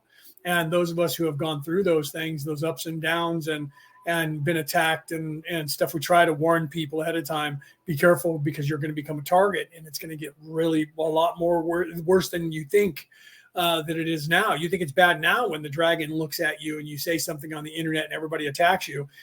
Imagine that onslaught happening all the time. And that's what happens to you. You learn to be able to get past it and not worry about it. And that's why when people say, aren't you worried that so-and-so is talking smack about you? No, because that's what they are supposed to do. That is what they're supposed to do. That is what this ecosystem is set up for, is to be that way. So some people have that choice and it's okay. But you're not going to defend yourself? No, I'm not. People will either resonate with me and continue to listen, or they'll believe that person and then they'll leave and go either follow that person or go somewhere else. And what will happen is life will happen to them. And at some point, they'll either return to me or they'll find someone else that they like better than me. But they will know eventually that the difference of what was being told. And they will know the truth on their own. And it's only the egoic mind that wants to fight or wants to see that truth happen so you can say, told you. So that's the ego that wants to gloat. When you rise above that, you don't seek that. There's no reason for you to even seek that. So there's always going to be a part of you that says, I really would love to see that look on their face when they realize that person just lied to them and they're evil. That's your ego that says it. That's why you say it with that connotation that I just said. The ego wants that and needs that. Right. But when you rise above that, you think it, because the ego is going to be with you until you're halfway through the 6th dimension. And then it truly fades away. So the ego is always going to be there saying those things. But you listen less to the ego and listen more to the conscience of your conscious mind, the conscience of your conscious mind. That's the angel on the other shoulder, the devil on your left, the angel on your right. You listen to that more than you listen to the ego. The ego is still going to say these things. And you go, wouldn't that be nice? You'll say that to yourself or to the ego. You'll admit it. Wouldn't that be nice? And then you go, no, and then you'll move on. Because it's when you start saying that, I'd really like to be there, that means that you're still kind of egoic, because you're saying that out loud. That means that you're still listening to your ego. That doesn't mean that you're wrong. It doesn't mean that you don't. We all have those. I'd really love to kill that guy. That's the ego. But it's not wrong to think it. It's wrong when you start listening to the ego and act on it. That's when it becomes wrong. So it's not wrong that you say that out loud, but it's wrong if you think it and you want it to happen that way, because then you're moving your vibration down to the ego and going, I just can't wait for that to happen so I can be there to see it. That's all ego. Those of us who are above that, that's why they call it rising above that. You should rise above that. You shouldn't be like that. Don't stoop down to their level. All the words that we say are telling you that it's a vibrational thing of height and distance and wisdom. All of our sayings in all of the languages mean the same thing. It's just that we don't realize how much that actually means until you do. And you can only unlock how much that actually means by either listening to the ego and staying in the lower three chakras, or listening to your conscience and moving up into the upper three chakras. And that separation then becomes more apparent to you as you become the adult and become the parent. It becomes apparent to you.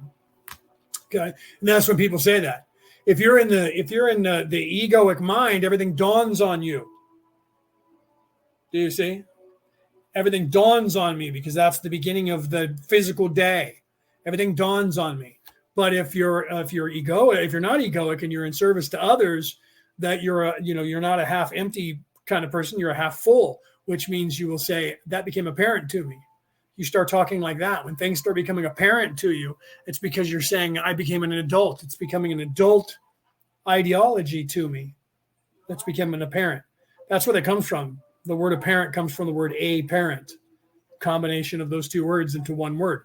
That's apparent. If you look up that word, that's not what it's going to tell you. That word's going to tell you that in some way they're going to try and skirt around it by telling you it has to do with illumination and illuminating you and bringing you knowledge. Well, that's true too. But what is the wisdom and the knowledge from a parent doing? It's the same thing. It's like for instance, the Schumann resonance. The guy's last name who discovered it was Schumann, but it sounds very similar to human resonance, the hue of the human, the resonance, vibration of the collective consciousness of the earth. That was done in this world on purpose. Far more serendipitous than most people realize. It had nothing to do with anything. It was just the guy's name. Really? His name wasn't Smith. It didn't become the Smith in resonance. Weird that the human resonance became the Schumann resonance, because the guy Schumann was the one who figured out the human resonance. No one sees the irony and serendipitousness of that. I did the very first time I heard it. I was like, where does that come from? And they were like, the guy who invented it and discovered it, his last name was Schumann. And I'm like, well, that's apropos. And people were like, what do you mean? And I was like, never mind. Move along. Never mind. All right, let's continue. 34.3 Questioner. Is it possible for you to tell me what I experienced around 1964, I believe it was, when in meditation I became aware of what I would consider to be a different density and different planet? And Penny said the ego is a bitch trying to always make and fool you. Yes, absolutely. That's what its job is to do. This place is designed for the same. It's the television, media, everything else that the evil people run is designed the exact same way to reprogram you. That's why I love saying this isn't happening. It just thinks it is, because it believes that it is. Okay. This reality believes that it is. It's not sentient, but its job is it is alive. It's life. It's the collective consciousness, but it's also was designed prior to us being here so that it's an ecosystem that we're put into. So, because this place is an illusion, it's not real. So it thinks that it is because it's supposed to, and it's trying to make you believe that it is because that's its job. Your ego is just like that. And the internet and television, everything in this place is an external ego trying to get you to buy into this place. At the same time, all of that is also not ego, but it is also the conscience trying to get you to believe otherwise and to raise your consciousness. That is inherent in everything in nature itself. But nature itself, the only place that's apparent The only place that dawns on you is if you are in the human condition. Dogs and cats only acquire that from us. To them, it's just life. Animals, it's just life. There's some that are trying to kill you and eat you, and there's some that you would try to kill and eat. That is an ecosystem, that is nature, and we call that instinct. That's just the way it is. That is what everything in the universe is, outside of the thinking mind, outside of the experiencer who is making a choice to do something. Because otherwise, we literally would just be instinct, and things would just be, and it would be okay. So killing an animal to eat is just subsistence. It has to be done so that I can survive. Eating a plant is killing an animal. No, that's different. No, it's not. No, it's not. You're taking a life and consuming it to take its energy and transmute it into your energy so that you can survive. It has nothing to do with a plant is not sentient because it can't move around, because it's still alive. And it is. It's just not self-aware. Dogs, cats, animals aren't self-aware until they are either. Okay. They have a better opportunity to become self-aware because now they're moving into something that is a higher vibration than a plant or an animal. That doesn't mean that eating the plant is not killing life. You here, this place is designed so that everything has to consume life to live. Everything. You're inhaling air. You are consuming the life out of this air, the oxygen out of this air. But we justify that by saying we breathe the air and then it's not killing the air. And then we exhale the air because there's an ecosystem. The plants inhale our carbon and give off oxygen as a byproduct, and we inhale the oxygen. That's just an ecosystem that's set up. Doesn't mean that we're not ingesting life and that they're ingesting life. They're ingesting a different type of life that is our expulsion. And we are ingesting a different type of life that is their expulsion. They give off oxygen and feed on what we give off. That is called a subsistence. That is called a symbiotic relationship. That is what we have with this ecosystem. We just overindulge and kill off all of one species or kill off all of one plant because they're in our way. That's because we're making a different choice, where animals aren't. They eat what they need to eat, and there's this ecosystem that works. The 5 different types of animal eat off of the carcass of one animal, and everybody drinks at the same watering hole, and some of them prey on the other ones. That makes the ecosystem work. And if you don't think that's true, look at Yellowstone in the 70s when they removed all the wolves out of there, and the entire ecosystem started to die. And one scientist realized it was because they removed the wolves and said, we need to put wolves back into that ecosystem because it's killing the land. Everyone is going to die because there was a natural balance. And no one believed it at first until that whole place almost died. And they said, we have nothing to lose. Let's reintroduce wolves and see what happens. And they reintroduced the wolves. And guess what? The ecosystem went back to normal and the land thrived. You and the land are one. Drink from the grail and remember that. So once they did that and reintroduced the wolves, they started taking a completely different look at the ecosystem of the planet. Again, come forward in time here in the United States and around the world when the pesticides started killing the honeybee off back in the early 2000s, and they thought we were going to die as a species because the honeybee, well, the European honeybee was the prominent person that was pollinating all the plants. And without that, we were going to have to start figuring out that some people were going to have to be worker bees and go and pollinate plants. And then the ecosystem changed back to the way it was prior to the monks coming over from Europe and bringing the honeybee over here, and all the other animals that did the same work all of a sudden became tripled in population and did all the work for that the honeybee wasn't. And they went, but it took Ben and Jerry, the company, to literally go, without them, we have no ice cream and no flavors, and we will go out of business, to donate billions of dollars of research to figure that out, right? So literally that's what happened. And they paid money to research it to figure out how we could fix this, and realized it didn't really matter. So we could either just leave it the way it was or figure out what's killing the honeybee before we destroy that entire species. And they realized that it was shit in the pesticides. And so they made that illegal. And now the population is starting to rebalance itself out. But the truth is that it should be the other way, because the honeybee wasn't over here. The European honeybee wasn't over here at all until the monks got here. And they had no idea. They brought it over here because they were using the honey from the bee as their jelly and their sweetener for all of their foods. That's what they did before we discovered the cane sugar that was over here in South America and over in Hawaii and all over the place. And the beet sugar, once they discovered that, then that took over the commodity and honey went to the background. But people still cultivate that. Anyway, I know that that's probably not something you wanted to hear. Let's continue with this as I give you a little bit of cultural history as well, right? But the truth is, without that knowledge, they almost destroyed until some people started waking up, and then they started realizing that that's what they're trying to use that knowledge now to their advantage to tell you that we're destroying the ecosystem because they're trying to transition to the next phase of their control over the environment and you by consolidating everything to the single power to control that at the same time that they're putting programming the cars to turn off whenever they want them to.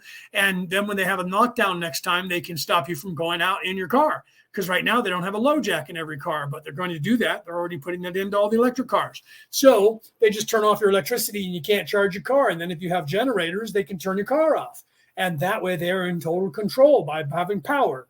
The electricity, total control over the entire society and everything that you do by getting rid of gas stoves and going to electric, and getting rid of gas cars and going to electric, getting rid of gas heaters and going to electric, so that they have one switch and they turn you off. You can't go anywhere. You can't drive. You can't heat your house. You can't have lights. You can't have warmth. You can't have any kind of heat for your water. None of that. Nothing works. Can't even flush your toilets. One switch. Oh, and by the way, turning all of that off also turns off your bank accounts and your computers and all of your technology, so you can't communicate with anybody on the planet. And because you have no idea how to take care of yourself and plant food, you will immediately do what they tell you to do, because you know that you'll starve to death if you don't. And there'll be riots, and then they'll just come in and mop everybody up and arrest you and take you away. Very simple. Consolidate all the power into one thing, all electric, everything, so that they control the electricity. That's what they're doing.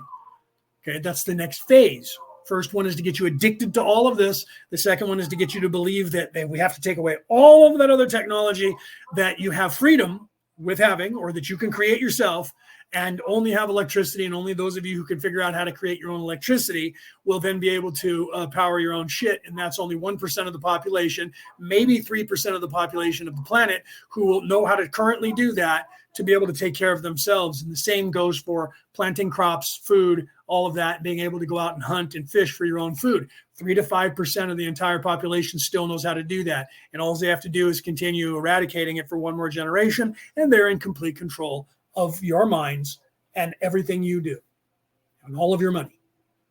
But most of you don't see it coming. No offense, just the way it is. Let's continue. And seem to experience moving onto that planet? Is it possible for you to tell me what experience that was? Ra, I am Ra. We see some harm in full disclosure due to infringement. We content ourselves with suggesting that this entity, which is not readily able to subject itself to the process of hypnotic regression instigated by others, nevertheless, has had its opportunities for understanding of its beingness. 34.4 Questioner, thank you. Would you define karma? Ra, I am Ra. Our understanding of karma is that which may be called inertia. Those actions which are put into motion will continue using the ways of balancing until such time as the controlling or higher principle which you may liken unto your breaking or stopping is invoked. This stoppage of the inertia of action may be called forgiveness. Right before we continue, I just wanted to continue with that and say that the truth is, if you realize that's what they're doing, all of that can be changed. So I don't want everybody out there. I know I went on let it go for about 30 seconds without saying it, but I wanted to say that that's not inevitable. Getting back to what I was saying before, the future is always very fluid. This is their intention. This is what they are trying to do and are doing. Whether or not you will allow that to happen is completely your choice and up to you. Okay. Those of us that are here fighting against that are not going to allow that to happen, because we're aware of it. We know what they're trying to do. We can see it. We can see it clear as day. You will too, as soon as you start unlocking knowledge and things become apparent to you and not dawn on you. Once things stop dawning on you and started becoming apparent to you, when you stop seeing things as half empty and start seeing things as half full, changes your perspective and changes the knowledge that you gain. And once that starts happening, you too will go, wow, we need to inform everybody. How can we change this narrative? And then hopefully you'll start looking to people like myself, because I'm not the only one that knows this. There's millions, Jacqueline would say billions of us that are aware of this and that would tell you all of this information. You just have to start seeing it for yourself. Once you start seeing it for yourself, that's when you start going, what the hell can we do? That's what's happening on the earth, as people are saying, what can I do? That's getting into the next phase of our development. I'll throw a commercial at you quickly, and then I got to go close the curtains before my mother decides to go and do it. That's why we're going to start that show that is going to be called that. Is to change the narrative from what can I do to what can I do? And we're going to show you that there's other people out there that are thinking about that. And Cassie and I are going to be doing that. I'm going to be producing that. And I don't know how much I'm going to be on camera in that. I'm trying to pull myself away from that because I'll have other endeavors where I'm doing this and let Cassie do the talking until we're basically a platform where we're posting stuff and we don't have to do that because we're going to be traveling around and talking about that stuff with people all over the place. But you'll see that in the next phase of that as that goes. But we're going to be starting up a show. And at this point, we're entitling it, What Can I Do? What can I do? Or what can I do?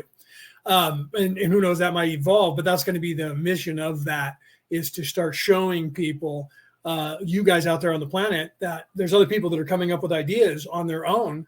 And we're going to be bringing those people to light and showing you guys those people and the different things that they're doing to make a difference in their area of the world, that to show you that an individual can and does count and can make a difference. Because people go, I'm just one person, what can I do? Well, that's because that's the way they have you beat down to where you believe I am only one and I can't do anything because I have no power. That's what they want you to think, and that's what we need to change. And we're going to show that. All right, let's continue. Oh, and then another commercial, Jacqueline Taylor has a show that I believe we're doing the final show. Like today is the final show of 2023 for Orion Rising. Tomorrow will be Weekend with Jack's final show. Tomorrow at noon Pacific Standard Time, or West Coast North American Continent time, or West Coast North and South America time.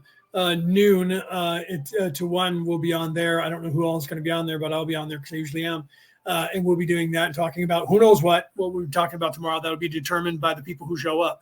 But I'll be on there, and you guys should tune into that on Project Oneness Light on YouTube or Izzy Kelly's page on Facebook, and we'll share it out. So it'll be shared out to the places that you find this. Unless you're listening to the podcast on MP3 file around the world, then you'll have to go to one of those two places, because I don't get that and publish it on the air from my podcast. We will be looking into setting up a podcast for the coalition coming up in 2024 for that kind of stuff. We just haven't started doing that yet. We're doing things individually right now in 2023 to close out the year, and then we're going to start doing things for the coalition moving forward. So you'll see that come, and we'll let you know about that as we transition. You'll get to see those of us who are doing that and where we're going to be. Okay, let's continue. Two concepts are inseparable. Third. And I'm going to jump up and go and close the curtain. So I'm going to let Ra continue to talk while I'm doing that, and I'll come back. 4.5 questioner. If an entity develops what is called a karma in an incarnation, is there then programming that sometimes occurs so that he will experience catalyst that will enable him to get to a point of forgiveness, thereby alleviating the karma? Ra, I am Ra. This is, in general, correct. However, both self and any involved other self may, at any time through the process of understanding, acceptance, and forgiveness, ameliorate these patterns. This is true at any point in an incarnative pattern. Thus one who has set in motion an action may forgive itself and never again make that error. This also breaks or stops what you call karma. 34.6 questioner. Thank you. Can you give me examples of catalytic action to produce learning under each of the following headings from the last session we had? Can you give me an example of the self unmanifested producing learning catalyst? Ra, I am Ra. We observed your interest in the catalyst of pain. This experience is most common among your entities. The pain may be of the physical complex. More often it is of the mental and emotional complex. In some few cases the pain is spiritual in complex nature. This creates a potential for learning. The lessons to be learned vary. Almost always these lessons include patience, tolerance, and the ability for the light touch. Very often the catalyst for emotional pain, whether it be the death of the physical complex of one other self which is loved or some other seeming loss, will simply result in the opposite, in a bitterness, an impatience, a souring. This is catalyst which has gone awry. In these cases, then, there will be additional catalyst provided to offer the unmanifested self further opportunities for discovering the self as all-sufficient creator containing all that there is and full of joy. 34.7 Questioner. Okay, I wanted to stop there really quickly. So, right, and Penny said, I have said many times, I am only one person, what can I do? Yet I have so many ideas that I don't know how to get them done. Well, that's the problem that everybody has, because you don't know what you want to do. You don't know what you can do. You don't know how to do those, because they take all of that knowledge away from you so that it's not in your mind readily available to you. And then they discourage you, and they go, you can't, you're nobody, you're nothing, you're worthless, you're weak, you're useless. And that's what they tell you over and over and over without your knowledge that they're saying those words to you. And so because of that, you immediately go, man, what can I do? I know that there's something that I can do. I just don't know how, right? Because they've taken all that knowledge away from you. This is why we tell you, and I do it all the time, and so many other people do as well, tell you there are certain things out there that they used to teach in schools that taught you these skills that they don't teach anymore on purpose, because they don't want you knowing how to do it. When I was in Arizona and I moved out to California, I was living on a yacht in San Diego. One of my sisters called and said, you need to come up here to the state capital, Sacramento area, and see our parents. I ended up moving in with them to take care of them. They were in their 70s. My mother's going to be 80 in June. So this was 7 years ago. So they were in their early 70s, and my stepfather died shortly after, about 4 months after I got here.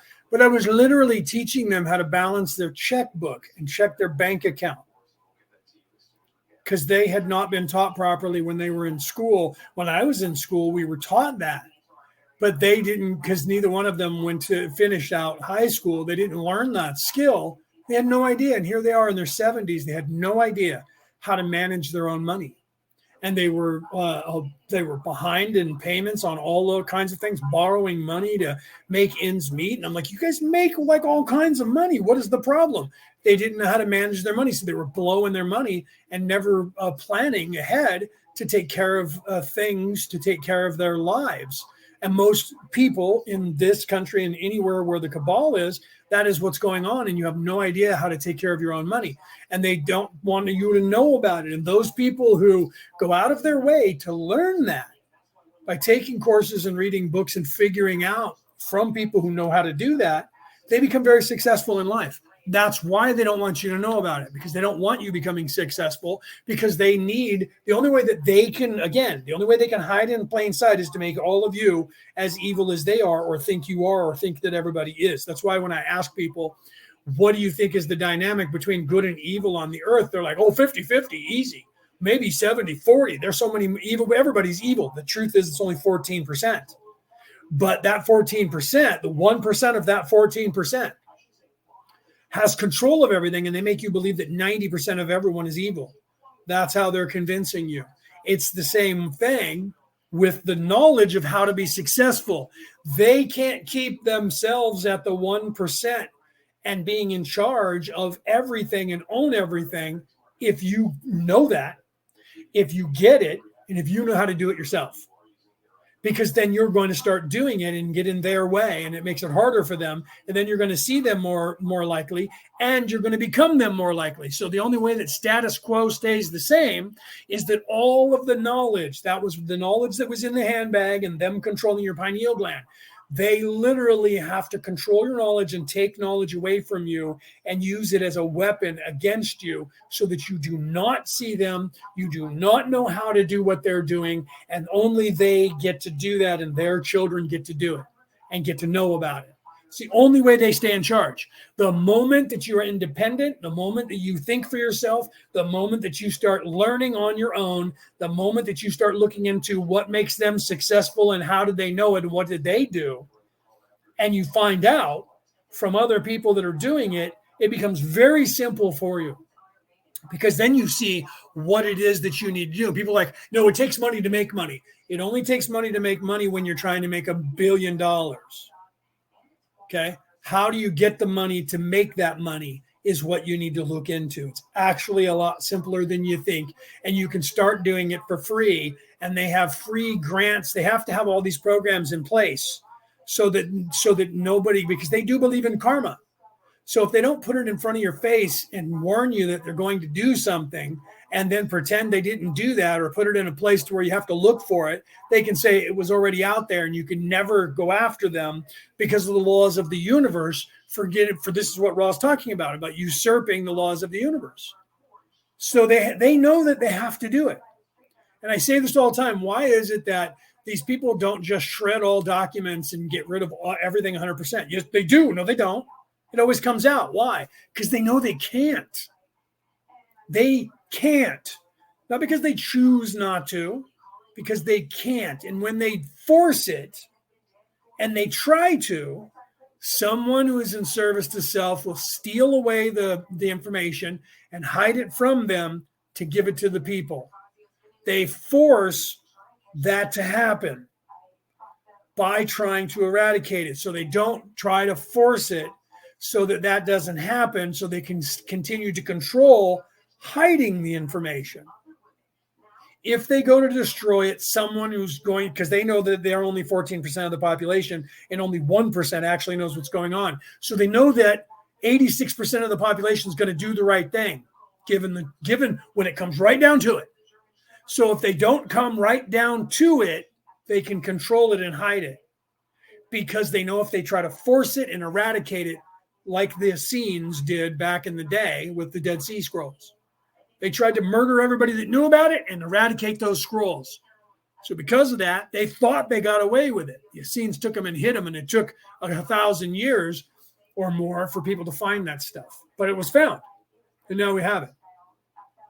Okay? So they know that no matter what you do, that knowledge is going to come out.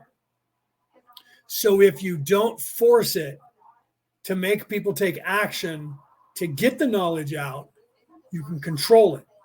This is what they did with the Hunter Biden laptop. They tried to control it, and they know that even that's short-lived, because eventually people are going to realize they're controlling it over time and then force it out. That's what happened with the Hunter Biden laptop. That's what happens with everything. Eventually the truth comes out, so they have to control it. Kill off John F. Kennedy and his brother Bobby, and then they put a moratorium for 100 years on investigating it. They tried to do the same thing with the 9/11. I'm sorry, with the January 8th information and videotapes.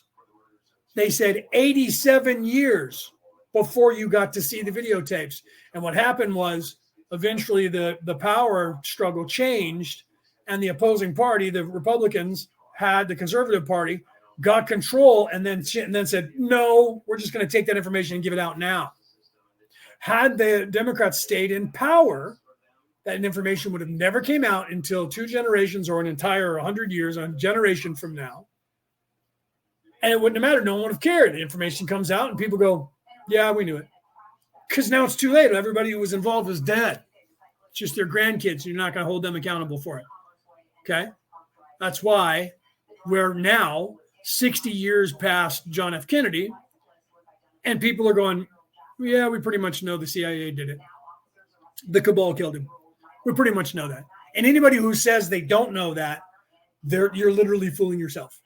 You're literally lying to yourself now and convincing yourself that I'm crazy, because you literally live in third dimension and you trust that the governments around this world are good people and they always tell you the truth. And so does the internet. And the world's flat. Okay.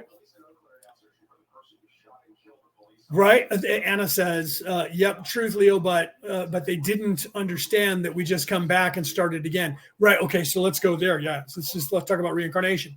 What they don't realize is, and this is the whole truth about martyrdom, and like when Obi-Wan said, strike me down, Darth, and I'll make you more powerful than you could ever imagine, because he would become a martyr. Strike me down now in front of Luke, and I will solidify the fact that Luke will never become evil, is what he was saying. But Darth Vader had no clue what that meant and went ahead and struck him down, and that solidified Luke ever from becoming evil. He would never cross over to the dark side, because his anger, even though anger, fear, and aggression is the dark side, he so hated because Obi-Wan became this arrogant father because Luke didn't know his father was. So that was killing Luke's father. To find out later that Darth Vader was his father just solidified that his father had turned to the dark side and was evil. Never a doubt in his mind that he was going to become evil. Okay. So again, they would kill us all off to shut us up in history. This is what Anna's talking about. And they hoped, again, that the average person, when you die, don't come back. They don't come back for about 100 years. So if they kill you, by the time you come back, even if you remember that they killed you, they're going to be dead themselves. And hopefully they move on to the next, and graduate to the fourth dimension in evil. And they don't give a crap if you remember and come back and try to take revenge, because you're going to be going after their grandkids or their kids or their grandkids, and they don't give a fuck about those people. They just want to leave their whole entire society to them to keep evil in charge, but they really don't care about their own family because they're in service to self. They just procreate because they need heirs to the throne, and hopefully they can make them as evil. And if they're not, they'll torture them, rape them, pillage them, do whatever they can do to crush them in their lives, and hope that it turns them into being evil before they wake up, so they become just as evil. That is their plan, to propagate evil. They really don't care about their own family because they only love themselves, each one individually. So that's the truth of that. So they don't care if we come back. They just hope we don't come back awake. The problem is that their whole system of getting everybody stuck them as well. And they come back and are trying to be evil, and their own system is destroying them. So that's why you see some of them try to rise to power generation after generation in different countries. So the Chinese Communist Party, that's probably the same people that were in the Nazi Party in the 60, 70 years ago. They probably came back non-European, ended up in China, and now they're trying to do the same thing over there. And they're fighting over it. It could be that person is a Rothschild who is the head of the Chinese Communist Party right now. The soul is that same evil soul that was the people who created this whole entire endeavor in Europe. And now they're pissed off because they're not over there subconsciously. They don't know it consciously. They know what they know because they're living in 3D. They just know that they want world dominance. They don't realize, some of us see that, right? Some of us will look at those people and go, I know that soul. I've been up against this soul for 1,000 years. They've been stuck here with everybody else. And they have no idea that they were Nebuchadnezzar, or I'm just throwing names out. Doesn't mean that Nebuchadnezzar, I think, was evil, right? But Rasputin or anybody that was really evil in, Nero, somebody that you know and think was evil in real life.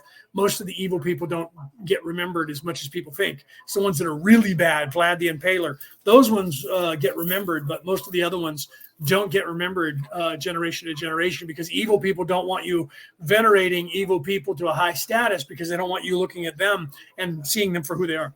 Okay, so yeah, they didn't realize that we would just come back and continue doing what we're doing, but at the time they don't care, because they don't believe that any of this exists. They don't believe there's any afterlife. So all they believe is in the now. So they don't really care too much about that, because I got mine, you get yours, and once I die, hopefully I move out of this place and I end up in the fourth and have to start over anyways. And they know all that.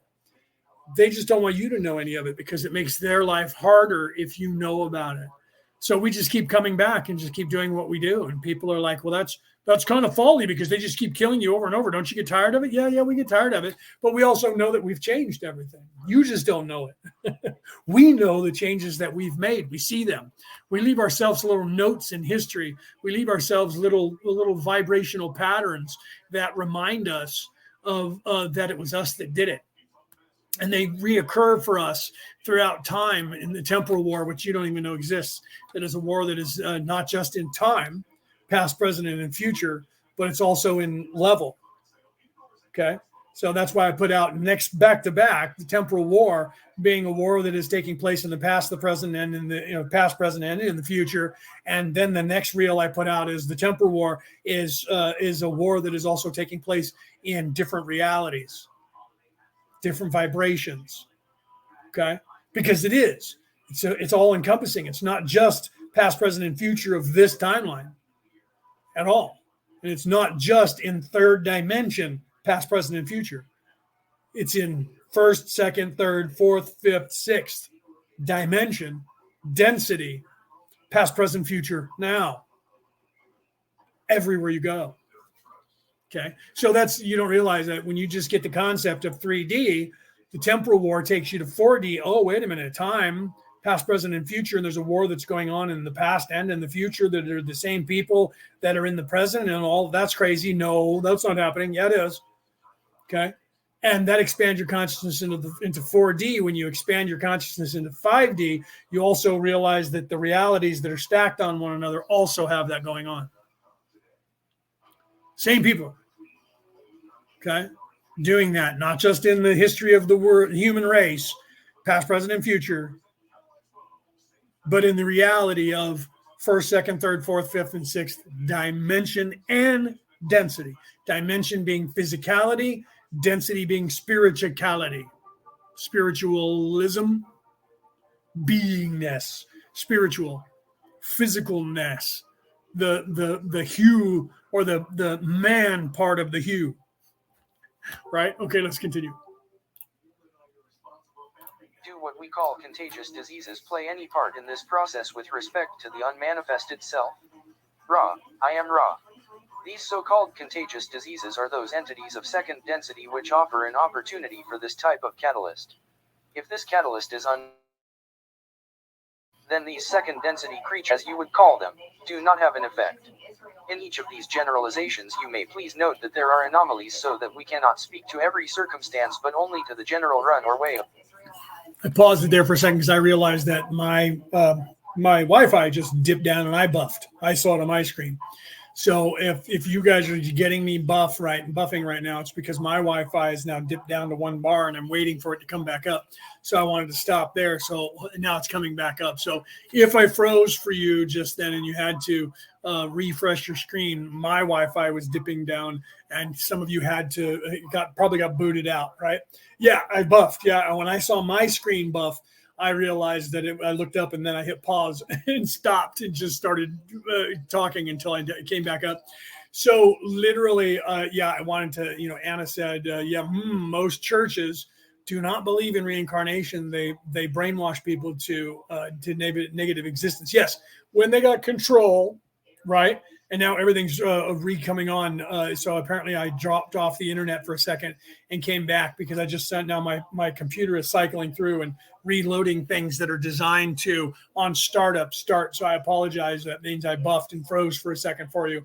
You didn't miss anything because I paused raw the second I realized it was happening. So you only missed me with the filler talking about freezing and waiting for you guys to come back. So literally the churches, when they got control, infiltrated, like they do every organization and every business, they infiltrate and try to get their people into positions of high authority.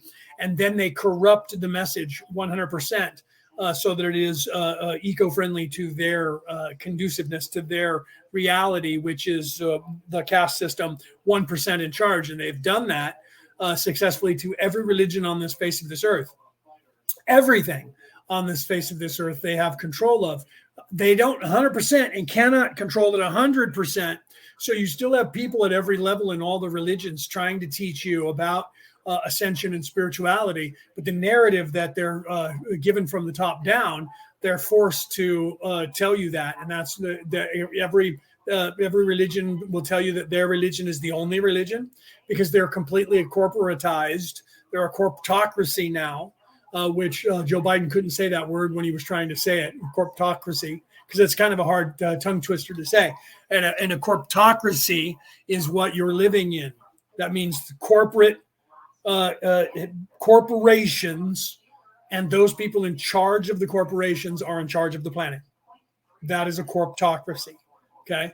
That is what you're living in, and you have been living in on this planet for over 1,000 years, more than that, actually. Soon as this Anunnaki showed up, the Orion Crusaders, I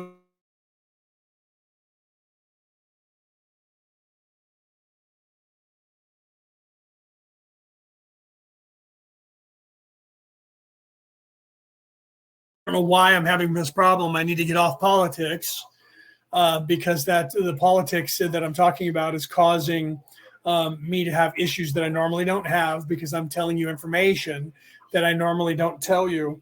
And because of that, I'm buffing again. Okay. So I have to get off the algorithm. Buffer again, right, Penny? Yes. So I will go away from that algorithm right now currently and talking about these things, right? Yes, I froze. I know I did. I saw it on my screen, watched it happen, and started filling again. That's because I'm giving you information that is too close to the information that they do not want you to hear. And the algorithm is literally, I'm explaining that. Cassie just threw that up on the screen. Wait, he's buffing. Why? Because I literally am giving you information that they don't want me to give. And the algorithm is picking up that I'm talking about them, exposing them. So they're trying to stop me from doing so. So if I go away from it or come at you from another verbiage that is not conducive with the words that I was using, which the algorithm was grabbing a hold of, and that was forcing me to freeze, hoping that you guys would go, I'm done, I'm out of here. This guy's frozen again. I'm going to go off to something else. Which is what they want you to do, or you freeze and don't realize it and you don't refresh your screen and don't come back when I have my signal. It only happens, those of us who are paying attention, we know when it happens. It happens when no, it's not your fault. I know that it could happen every moment that I speak. That's why a lot of times Peter Coyle will say something in the chat and I won't repeat it, because if I explain what he's saying in the chat, I know that that's going to cause the algorithm that is the computers, the AI that is monitoring the internet now. That's why they're firing humans and having the AI do it, because the AI, literally, they've been doing that for decades. I was aware of that when I was working for the Irish government, which, you can't actually confirm because I wasn't using this name when I was doing it. But when I was doing, spy tech shit and helping set up these coalitions, we're aware of it. We know that this is what they do. We're aware of that. Okay, so they literally are paying attention to the words that are coming out of my mouth. And right now I'm killing a little bit of time because the algorithm will go on to somebody else and won't be staring at me right now. But the second I start saying the same words that I was saying before, it'll start happening. And people are like, that's just a coincidence. Well, I can prove that. I've done it before. Where literally I'll go, okay, now I'll start saying the same things and watch how as soon as I start saying those, not that as soon as it builds up, as soon as I say certain words and certain sequences, then I get more and more attention from used to be humans that would listen or read. And now it's AI. And so it happens faster. Before we used to be able to get a lot more out. And then they go back too. They literally, when this is on the air, they'll go back. That's what Google did when they were looking for a reason to deplatform me. They started going back. They went back 5 years and started going through every single thing that I had posted on Google until they found enough to literally start warning me. And I was like, you're warning me about something I said 2 years ago. Really? Because now something that I said 2 years ago is no longer cool to say. And they're literally saying, you need to stop saying this or we're going to delete you. Well, I can't stop saying that because I already said it 2 years ago. And they know that. I'm not currently saying it, but I said it 2 years ago. And I know that I said it more than once. And that's how they get you. That's called firing you for cause in the United States. If you're in retail and business, that's called firing you for cause. And they will tell you, fire them for cause. That means make shit up. Find a reason to fire them for some shit they've already done and are already doing that they can't help. They cannot stop. And no matter what, you're going to fire them. That's what's calling fire them for cause. And they say that to you. And that means that when they say that, if somebody overhears that and tries to sue, then that literally the definition of those words means if they do something wrong. But that's not what it means to anybody that is in the position that are being told that. That means find a reason to fire them. You are going to do that. You are going to fire them. find a reason. That's what that means. Not when they do something wrong, wait here until your God comes to get you. When they do something wrong, fire them. It means make something that they did appear to be wrong, find it and exploit it and fire them. That's what that means. That's what they do with the algorithm. They teach the algorithm to pay attention, find a reason, and literally look for it. So they're looking for, and then they program. And people used to have to memorize a list of words, and they would listen. And when you said those words, the more threatening you become to them or someone in charge, the faster that happens. And then they come after you and say, well, but that's where the whole movie that Philip K. Dick was writing about the precogs was about. Pre-crime was the movie, was about psychics seeing that in the future you might kill somebody, convincing the world that them knowing about that meant you were going to do it, but they would wait until you were about to commit the crime. They didn't go and arrest you. I'm arresting you now because 2 years from now you're going to murder somebody. They would wait until they had to, because of the laws of the universe, till the person made the decision to almost do it. They would show up and go, I'm arresting you because you were going to kill somebody in 30 seconds. That was what that whole entire book was about by Philip K. Dick, which became a movie that Tom Cruise starred in. And somebody went in and started tinkering with the precogs and their memories and changed something. And the precogs saw it and were trying to get the information out. And it turned out that, I'm not going to ruin the movie, but it turned out that somebody was tampering. And if you've never seen the movie or read the book, I'm not going to tell you how that ends. But that was what that was about. They convince you, the algorithm, that you are going to do something. They already do this. So if I say things, I'm not going to say the words because that will get people pissed off. But if you threaten one of them, one of the 1% rich and elites, openly on air, and you say a threat that I'm going to do, then they immediately come and arrest you because you said you were going to do it. They already do that. That was the precognition to the internet now, and making it okay that you're used to them monitoring. And that way, if you say lesser things, whatever they deem, if I said COVID, one of my characters' names got deleted because his name was Coronavirus in the World of Warcraft, right after Bill Gates' company took over World of Warcraft and bought it from Blizzard. All of a sudden, my character named Coronavirus got deleted. They're not the character, but the name, and I had to create a new name. So the name that I created for my character was Wow Went Woke, and that one hasn't been deleted. But I also have another character that is called COVID-19, but it's spelled slightly different so that I could get it under that character's still here. It hasn't been deleted. But the one that was called COVID-19, the name got deleted because somebody either complained, somebody didn't like it, and somebody in the corporation said, we can't have somebody having the name of a character, COVID-19. Why? What does that matter? The hell does that matter? I had one named Bloody Gash that I was actually naming as a female on her period that they didn't care about until I told someone that wasn't just a open wound because the person was actually a assassin.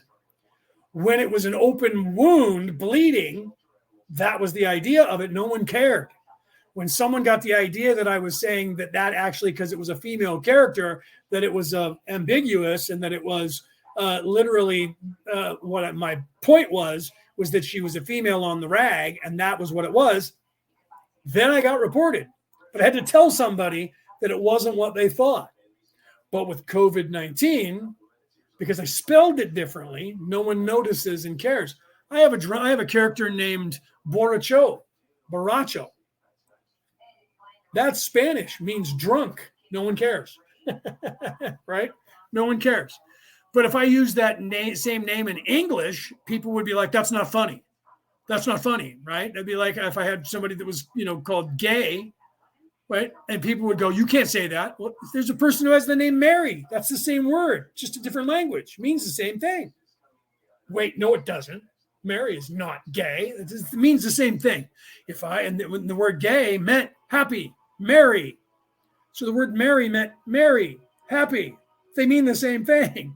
But now the word gay means bisexual or homosexual, but that's not what that word means. Look it up. But they keep changing the definition because they need it to fit into that, so they can say that you are being that way, right? And that you're being racist or sexist or homophobic, right? Because that word doesn't mean that, but they chose that word because it meant they were happy, right? A buddy of mine who is gay used to say, "I'm so happy I'm gay," because it was ambiguous. I'm so happy I'm gay. I'm super happy.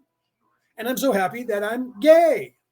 But he wouldn't say it, right? He wouldn't say it, but it was designed, the way he said it was designed to mean both of those things.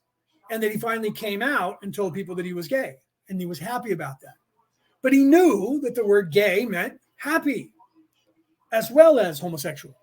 And that's why he said it the way he said it and laughed about that. Not that people would take it the wrong way and think that he was just happy. He wanted everybody to, but he knew that that's what it meant. It was where it came from. So it made it funnier in his mind. Okay. So they chose the word because they needed to at the time to get around the people's anger if they were to say, "I'm homosexual," even to one another. So originally they would say they were just gay. And people were like, "Yeah, they're just flippant and happy." And they didn't realize that they were telling each other they was homosexual until that came out. And then everybody realized that and they had to use other terms. So they had to hide again and say other things to people. But then people were like, "That guy's gay." Because then they learned the word. Do you see? That's the original, the origin of that word was, it was a secret. That if you told somebody you were gay, it didn't mean homosexual. Everybody thought it meant happy. And everybody would laugh about it until someone said they mean they're homosexual. Then that got passed around. Then that word no longer meant that. But people still say it to this day. And now they have secret words that mean the same thing, and looks and winks and knocks that they have to do to hide from people who would be homophobic. This is what they do in everything. I'm not saying that gay people are doing this, but it's the people who are evil that are exploiting that and turning that into something negative, and then they're using it to their advantage to control the population. Pronouns. That's what they're doing with all of that.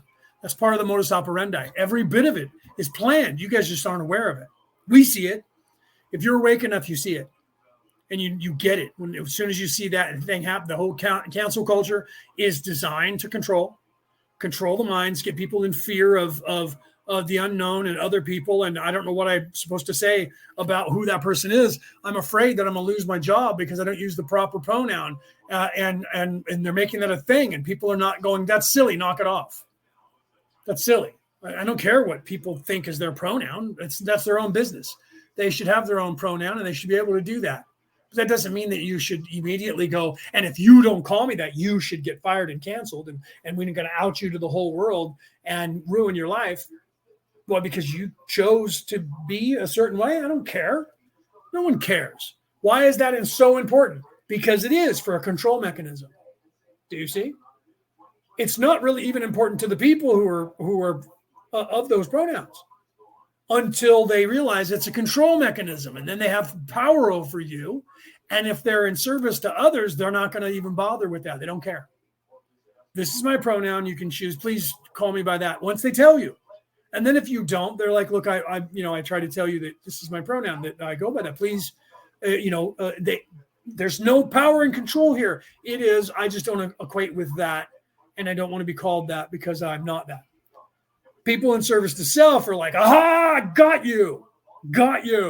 You going to tell the whole world that you're evil." That's a person that is wanting power and control. And that's what you see on the news. The news on television around the world are all people that are egoic and in service to self, and they're being incentivized by people who know that only egoic people seek those jobs. And they keep those people in those jobs so they won't try and take theirs by giving them power and money in those jobs. And their job is sensationalism, ratings. That's their job. Their job is to create business for their product. And their product is you watching that channel and tuning in so that they can charge people money to have commercials on there so that you'll buy their products. Okay. And the more sensationalized whatever knowledge is that they're telling you, the more that you will tune in. And they know that by doing studies, because that's their job. Their job is to do studies to figure out ways of controlling your mind more. And what is the programming that you will tune in to see 99% of the time? And they have done studies, and the studies say negative shit, death, mayhem, violence, negative things, because they have you and they're painting fear into your brain. So you're going to tune in to see what is going to be scary to you. And that propagates its own nature, propagates what they're doing. The more fear they tell you, the more you want to hear about fear. The more they give you negative energy, the more you want negative energy. It is called negative reinforcement. Okay. And they propagate that and keep you in that mindset over and over and over and over. And when they keep you in there and they lock you into that, you will continue to watch them the more that they do that. And they find someone or something and they talk about it every 15 minutes on the hour, or they just continue talking about it 24 hours a day until you start changing the channel because you're tired of hearing it. Then they come up with something new. Could be about the same person. They come up with something new and people go, did you hear what they said today? And you're like, no, let me tune in. And you turn it on, their ratings go back up. And that's what they propagate. No matter what, they're going to find something to tell you, and they'll invent something if there's nothing going on. And then they'll look for things. Literally, I watch nights where all of a sudden every story on the local news is someone got killed. And now they're telling me someone got killed in my city, a neighboring city, 100 miles away, 500 miles away, 1,000 miles away. Every story they can find where someone got shot. Because today, the narrative is we're trying to program people to believe that guns are bad and we need to get rid of them. So murder, murder, murder, murder, murder, murder, murder. Robbery, robbery, robbery, robbery, robbery, robbery, robbery. And it's wherever they can find the story all over the world to make you in your mind think, my God, people are killing people all over the world. They are. That's never changed ever. People have been killing people because people do that, because they're evil. And no matter what time period you look in, this is the worst time in history. No, you just think it is because you're bombarded 24 hours a day. Back in the 1800s around the world, we didn't have mass media. So you didn't know there was violence going on in the world unless somebody came over and said, I was in town and there was a bunch of dead people. What the hell happened? I don't know. We got to go look. Or there's a war going on. How do you know? It's in this periodical, this newspaper. It's telling me. So when they got more mass media, news books, newspapers, pamphlets, people had to run. Here in the United States, literally, there's a guy who was calling out to the world that the redcoats are coming. He was on a horseback and he was riding and he was yelling to everybody in every town, the redcoats are coming, the redcoats coming, look out, the redcoats are coming. Literally, he had to do that to get the word out as fast as possible to everyone, or no one would have known until the redcoats showed up with guns. That was when the Revolutionary War, when the English landed and they were invading the country by force. They literally had to ride and tell everybody about it because otherwise no one would have known. Okay, now they would have just tweeted it or whatever platform, or they would TikTok. They would just go bloop, and then everybody knows about it. It comes up on your phone. Boom, boom, bing. The redcoats are coming. Well, they're 5,000 miles away. I got time. Back in the day, you didn't know that. So when they invented better technology, that gave them more control over the masses in a faster time period. And the internet is just the next evolution of that. So literally, if you go back in time, it took a while for anything to happen.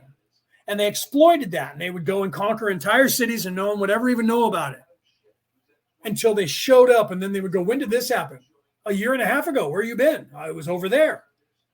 Then they got to go back and get a whole army. And by the time they came back with an army, it's another 2 or 3 years later. Sometimes they would come back to free the city and find out someone else was now in charge of it because they came in and took and killed all the people that were there that killed all the people that you knew.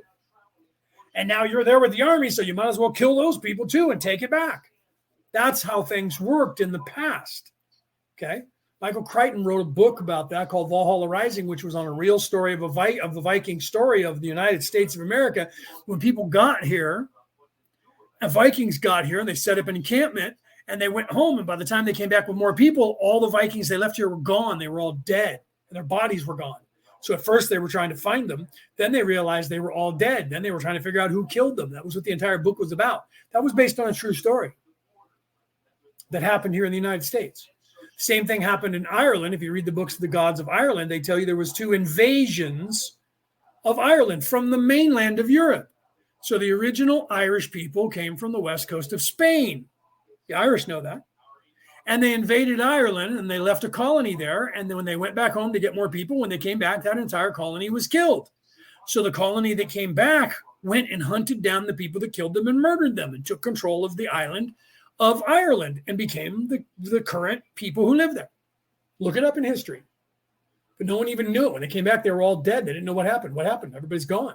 Same scenario. That was the normal scenario for the world without mass media. Now there's people embedded to show you what's going on right now. So that way you turn on the news and you stay on that channel and you just watch it.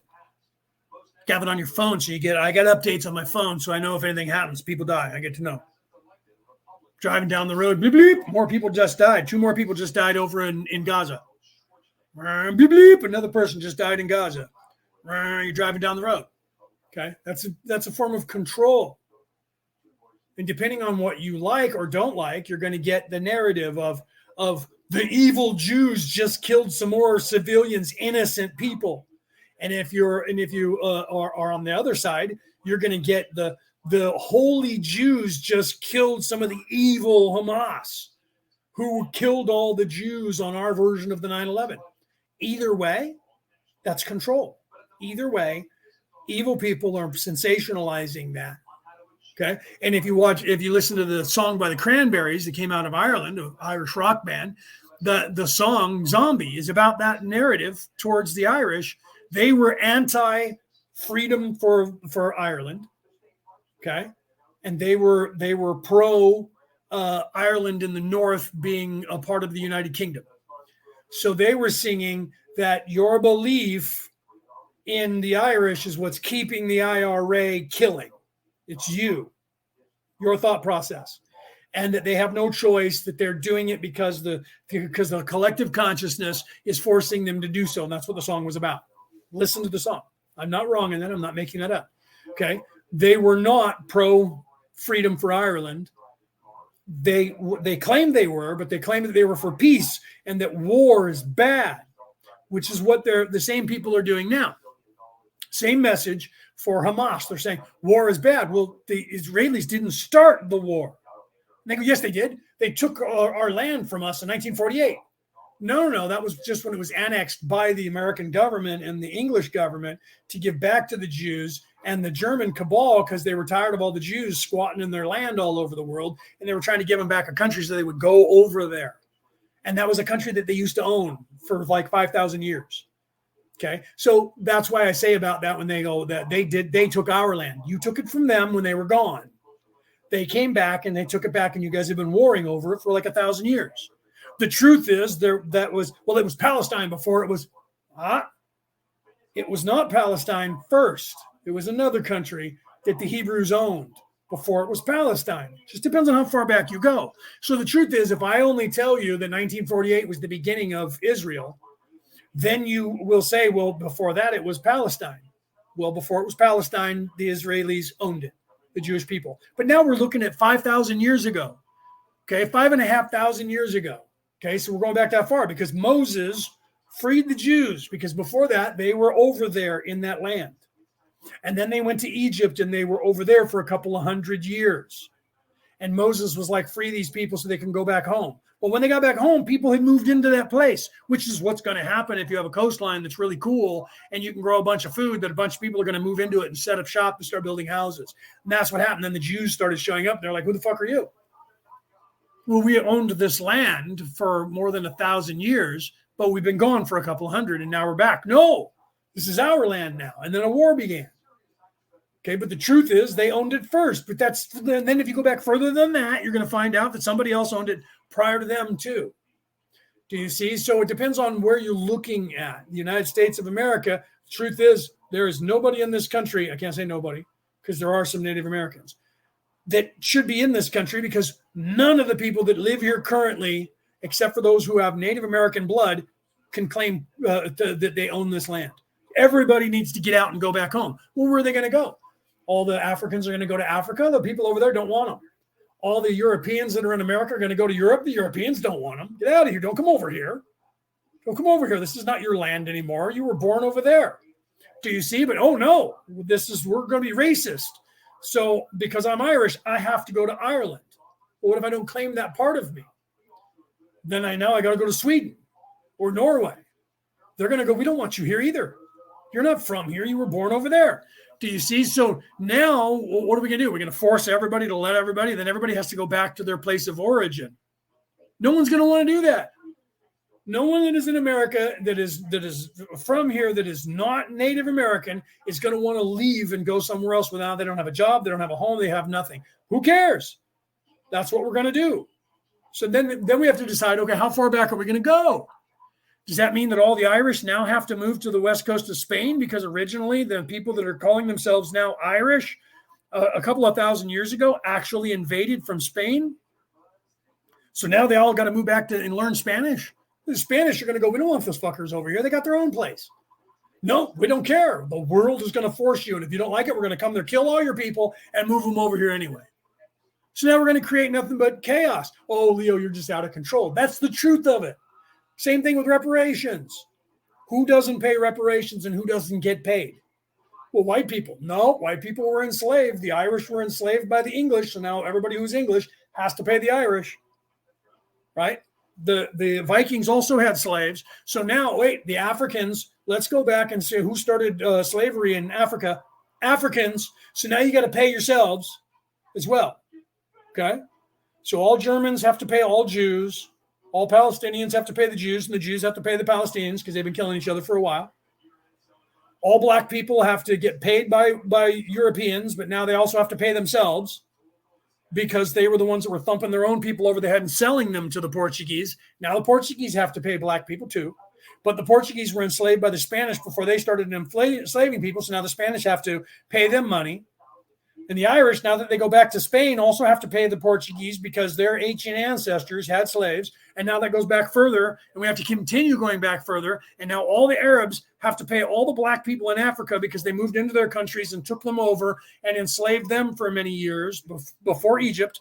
The Egyptian people that are there now were not, in fact, Africans. They were, in fact, came from the Middle East. So now all Middle Easterners in India now have to pay reparations for the black people. But the black people who enslaved all the Jews now also have to pay them, and they have to pay other black people, right? So let's just continue. And where does this end? How far back do we go before we go, now we're done, Adam and Eve? Right? So look, if everybody did that right now and everybody paid reparations and then had to pay reparations and then paid reparations and had to pay reparations, we would all have exactly the same amount of money that we currently have now. Do you see? That's silly when you start looking at it. No, we're only going to pay the last people that were enslaved by Europeans. Reparations. That is a control mechanism that the people are trying to keep you to be completely at odds with white people in all of the countries that they control. Their own people, but not us, because we're the one percenters who are behind bars, behind fences with guards already on our houses anyways, to keep you out. Just you, who are of the same race of me. And who is it that was actually doing the enslaving? Their families, the 1%. The same thing with what's going on with the ecosystem. You guys are destroying the planet by driving the cars. You mean that you created the oil that you guys are have gotten rich from cultivating and giving to us to drive? The technology that you guys, the rich elite 1%, invented for us to use is now harming the planet, and now you're telling me that you want us to do something else? Why would you be doing that? Because we control that too. Wait, no, never mind that now. Never mind that. Don't look here. Don't see that we're the ones who created the combustion engine, that we are the ones that created and at the time people were creating electric engines because it was better for the environment. And they said no and fought against it and got those people to go out of business and paid them off because they were oil barons. They're in charge today. And they're trying to tell you that they need you to stop using their product. Why would they do that? Because the product you're selling, they also control. And they know that the product that they have is going to end. So they have to get you on another product. So they've already looked into it and they already know what technology needs to be. And they're going to be in charge of it. And they already are in charge of it. So it's just now, like I said, consolidating everything. This is what Raw is warning about in all these sessions. And then I have to go because it's almost 6 o'clock and I have to do dinner. But literally, you need to see this. All of this craziness that you call the separation of church and state, all of these things that you're overlooking that you don't see, that is right here in front of your face, is that they control everything. Because that's what they want you to realize. They want you to think that they own this place without you knowing it, but they also they know the laws. You got to figure that out. What can I do? What can I do? We're going to tell you that. All you have to do is tell them no. Mahatma Gandhi proved that when the entire United Kingdom and their entire might, which makes, if you were to take the United Kingdom and America and all of their financial wealth, power, and control of the world today, that was the same as what was going on when the British were in India. That is the same that was going on when the British were in Australia. That is the same when the British were in charge in Ireland. That is the same when the British were in charge in France. That is the same when the British were in charge in Scotland. And now they're no longer in charge in those places. But their families still are. You just don't know it. They just cut up things to have you believe that you have independent countries. And the truth is, the same people run the same operations under different names in all of those countries. People are starting to wake up to that. So now they have to change that narrative in some way. And that's what they're trying to do. And how is that? By controlling so they can turn off your power. Click. Everything goes off. No money, no cars, no gas, no heat, no flushing of toilets, nothing. You're literally in the Stone Age and they don't care because you have no way of communicating with the world. That's what they're wanting to do. And then since they took away the knowledge of how to survive from most of you, that scares you to death to go, wait a minute, I'll have to fend for myself and grow food. It's free. It's sustainable. If you get an ear of corn, you can grow corn. If you get an apple, you can grow an apple tree. If you get an orange, you can grow an orange tree. If you get an onion, you can grow an onion plant. If you get a potato, you can grow many potatoes. Ask the Irish in Ireland. They have stories from their great-great-grandpappy and great-great-great-great-grandmammy. One potato makes two potatoes. That's why they count. One potato, two potato, three potato more. That's where that whole song comes from. One potato can make 10. And those 10 can make 100. And those 100 can make 10,000. Same thing with all the food that you buy from the store. You can grow that food. Even with the crap that they have in it now that you pick up at the store, you can make that into a plant that grows those foods. But they don't want you knowing that. They don't want you doing it. So they want you in apartments because they don't want you having a backyard to go and grow a garden. They still call it a garden in Europe, don't they? In America, they don't call it a garden anymore. Over here, they got to try to get everybody to call it a yard because a garden means someplace you can grow things. So the narrative has changed in the United States and nobody calls it a garden over here because they don't know what a garden is. They don't want you knowing about it and thinking about it. What's a garden?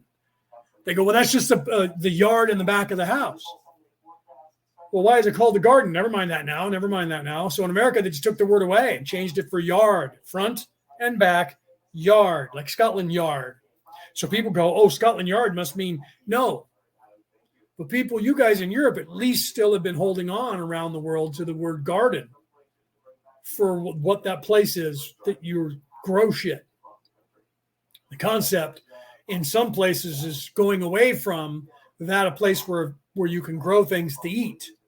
You know, it's just a place where you grow flowers because they don't want you knowing that you can grow your own food. And then they want you not living in a house because they want you in an apartment. Why is it called that? Because why do they call it apartments when they're so close together? Because you are apart from nature and you are compartmentalized in the apartment. So you have it's a cubicle and you don't have access to growing food unless you bring a planter in and start growing the food inside indoors. And then they get you convinced that you have to have your shutters closed all the time, your curtains closed to the rest of the world because you don't want people looking in, because you don't want to look out at other people. Why? Because the sunlight can't come in and you can't grow food. And then if you use black light over here or incandescent or, blue light to grow things, they can tell. Why? Because of the electricity bill goes up. And then they come over to your house and raid you and say you're illegally growing something. That's why they want everything to be electrical and have smart meters, because then if you are trying to grow your own food inside your apartment, they'll know about it. So then they pass laws saying you can't do that. They've already done it here. I can't have plants outside that other people can see or at all. That's how they get you to not be able to grow things on your patio where they get sunlight. You don't know that it was designed so that you don't grow food. They say, well, we don't want you to have those things up there because you're going to have it's just unsightly and there's all these plants and we don't want that greenery that is not authorized. Truth is, they don't want you growing your own food. So if they find out you're growing it inside, they'll start telling you can't do that too. Why? Because they want their power consolidated so that you're reliant on the system in the store to get your food. And after a couple generations, no one even remembers that they can grow food for themselves because they don't know how. And they don't want you to know how because they don't want you doing it. Because it's too much work, because they want you to be lazy, own nothing, and be happy. It's too much work. You don't want to do that. You don't have enough time, slave. Your job is to go to the job that we want you to have, your worker bee, and do that. And you should be too tired when you come home. Just drink some alcohol, watch some shit on television, get your programming, go to sleep, get up and start it all over again. That's why they loved it when during COVID, all around the world, churches were closed, but all bars and liquor stores were wide open for business, weren't they? They don't care that everybody started getting too drunk and raping and beating each other. They were wanting that to happen. Alcoholism, family abuse, elder abuse, child abuse. Nobody is being charged with any of that. They're just like, there's been a lot of that going on because of COVID. We have no idea. The same people who do studies on everything and know exactly what you're thinking and take polls every other second had no idea that there would be anything negative that would come out of all the things that they did during COVID. I'm supposed to believe that? Okay, I'm going to go because now I went on. I was trying to take it right to the hour. But I know that some of you out there are probably going to get mad because I'm talking politics, because you're triggered because you're part of that religion, whether you know it or not. If I trigger you by saying anything that I've said to you in the last 45 minutes, you're following the wrong religion.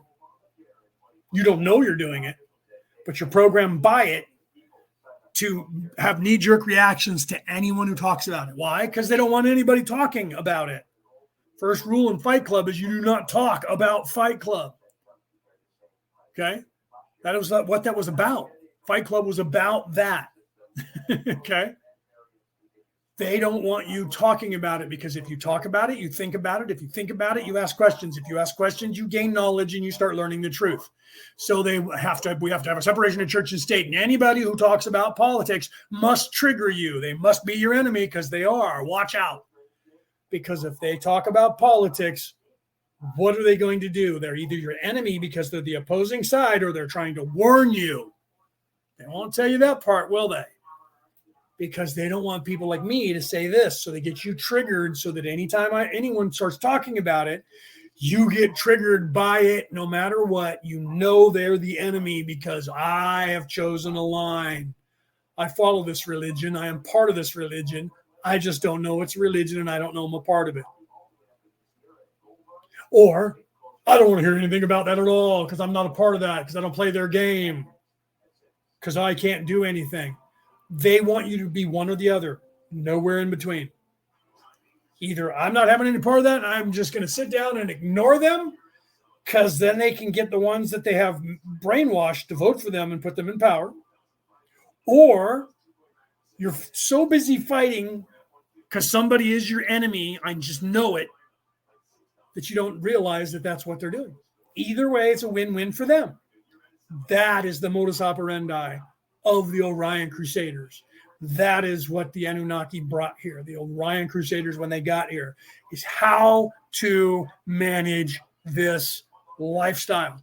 how to create this society, this civilization, and how to manage it so that all money, all wealth, all power goes up to a 1 percentile that is ruling the ruling class of this entire nation. All of that is what Jesus was telling you about.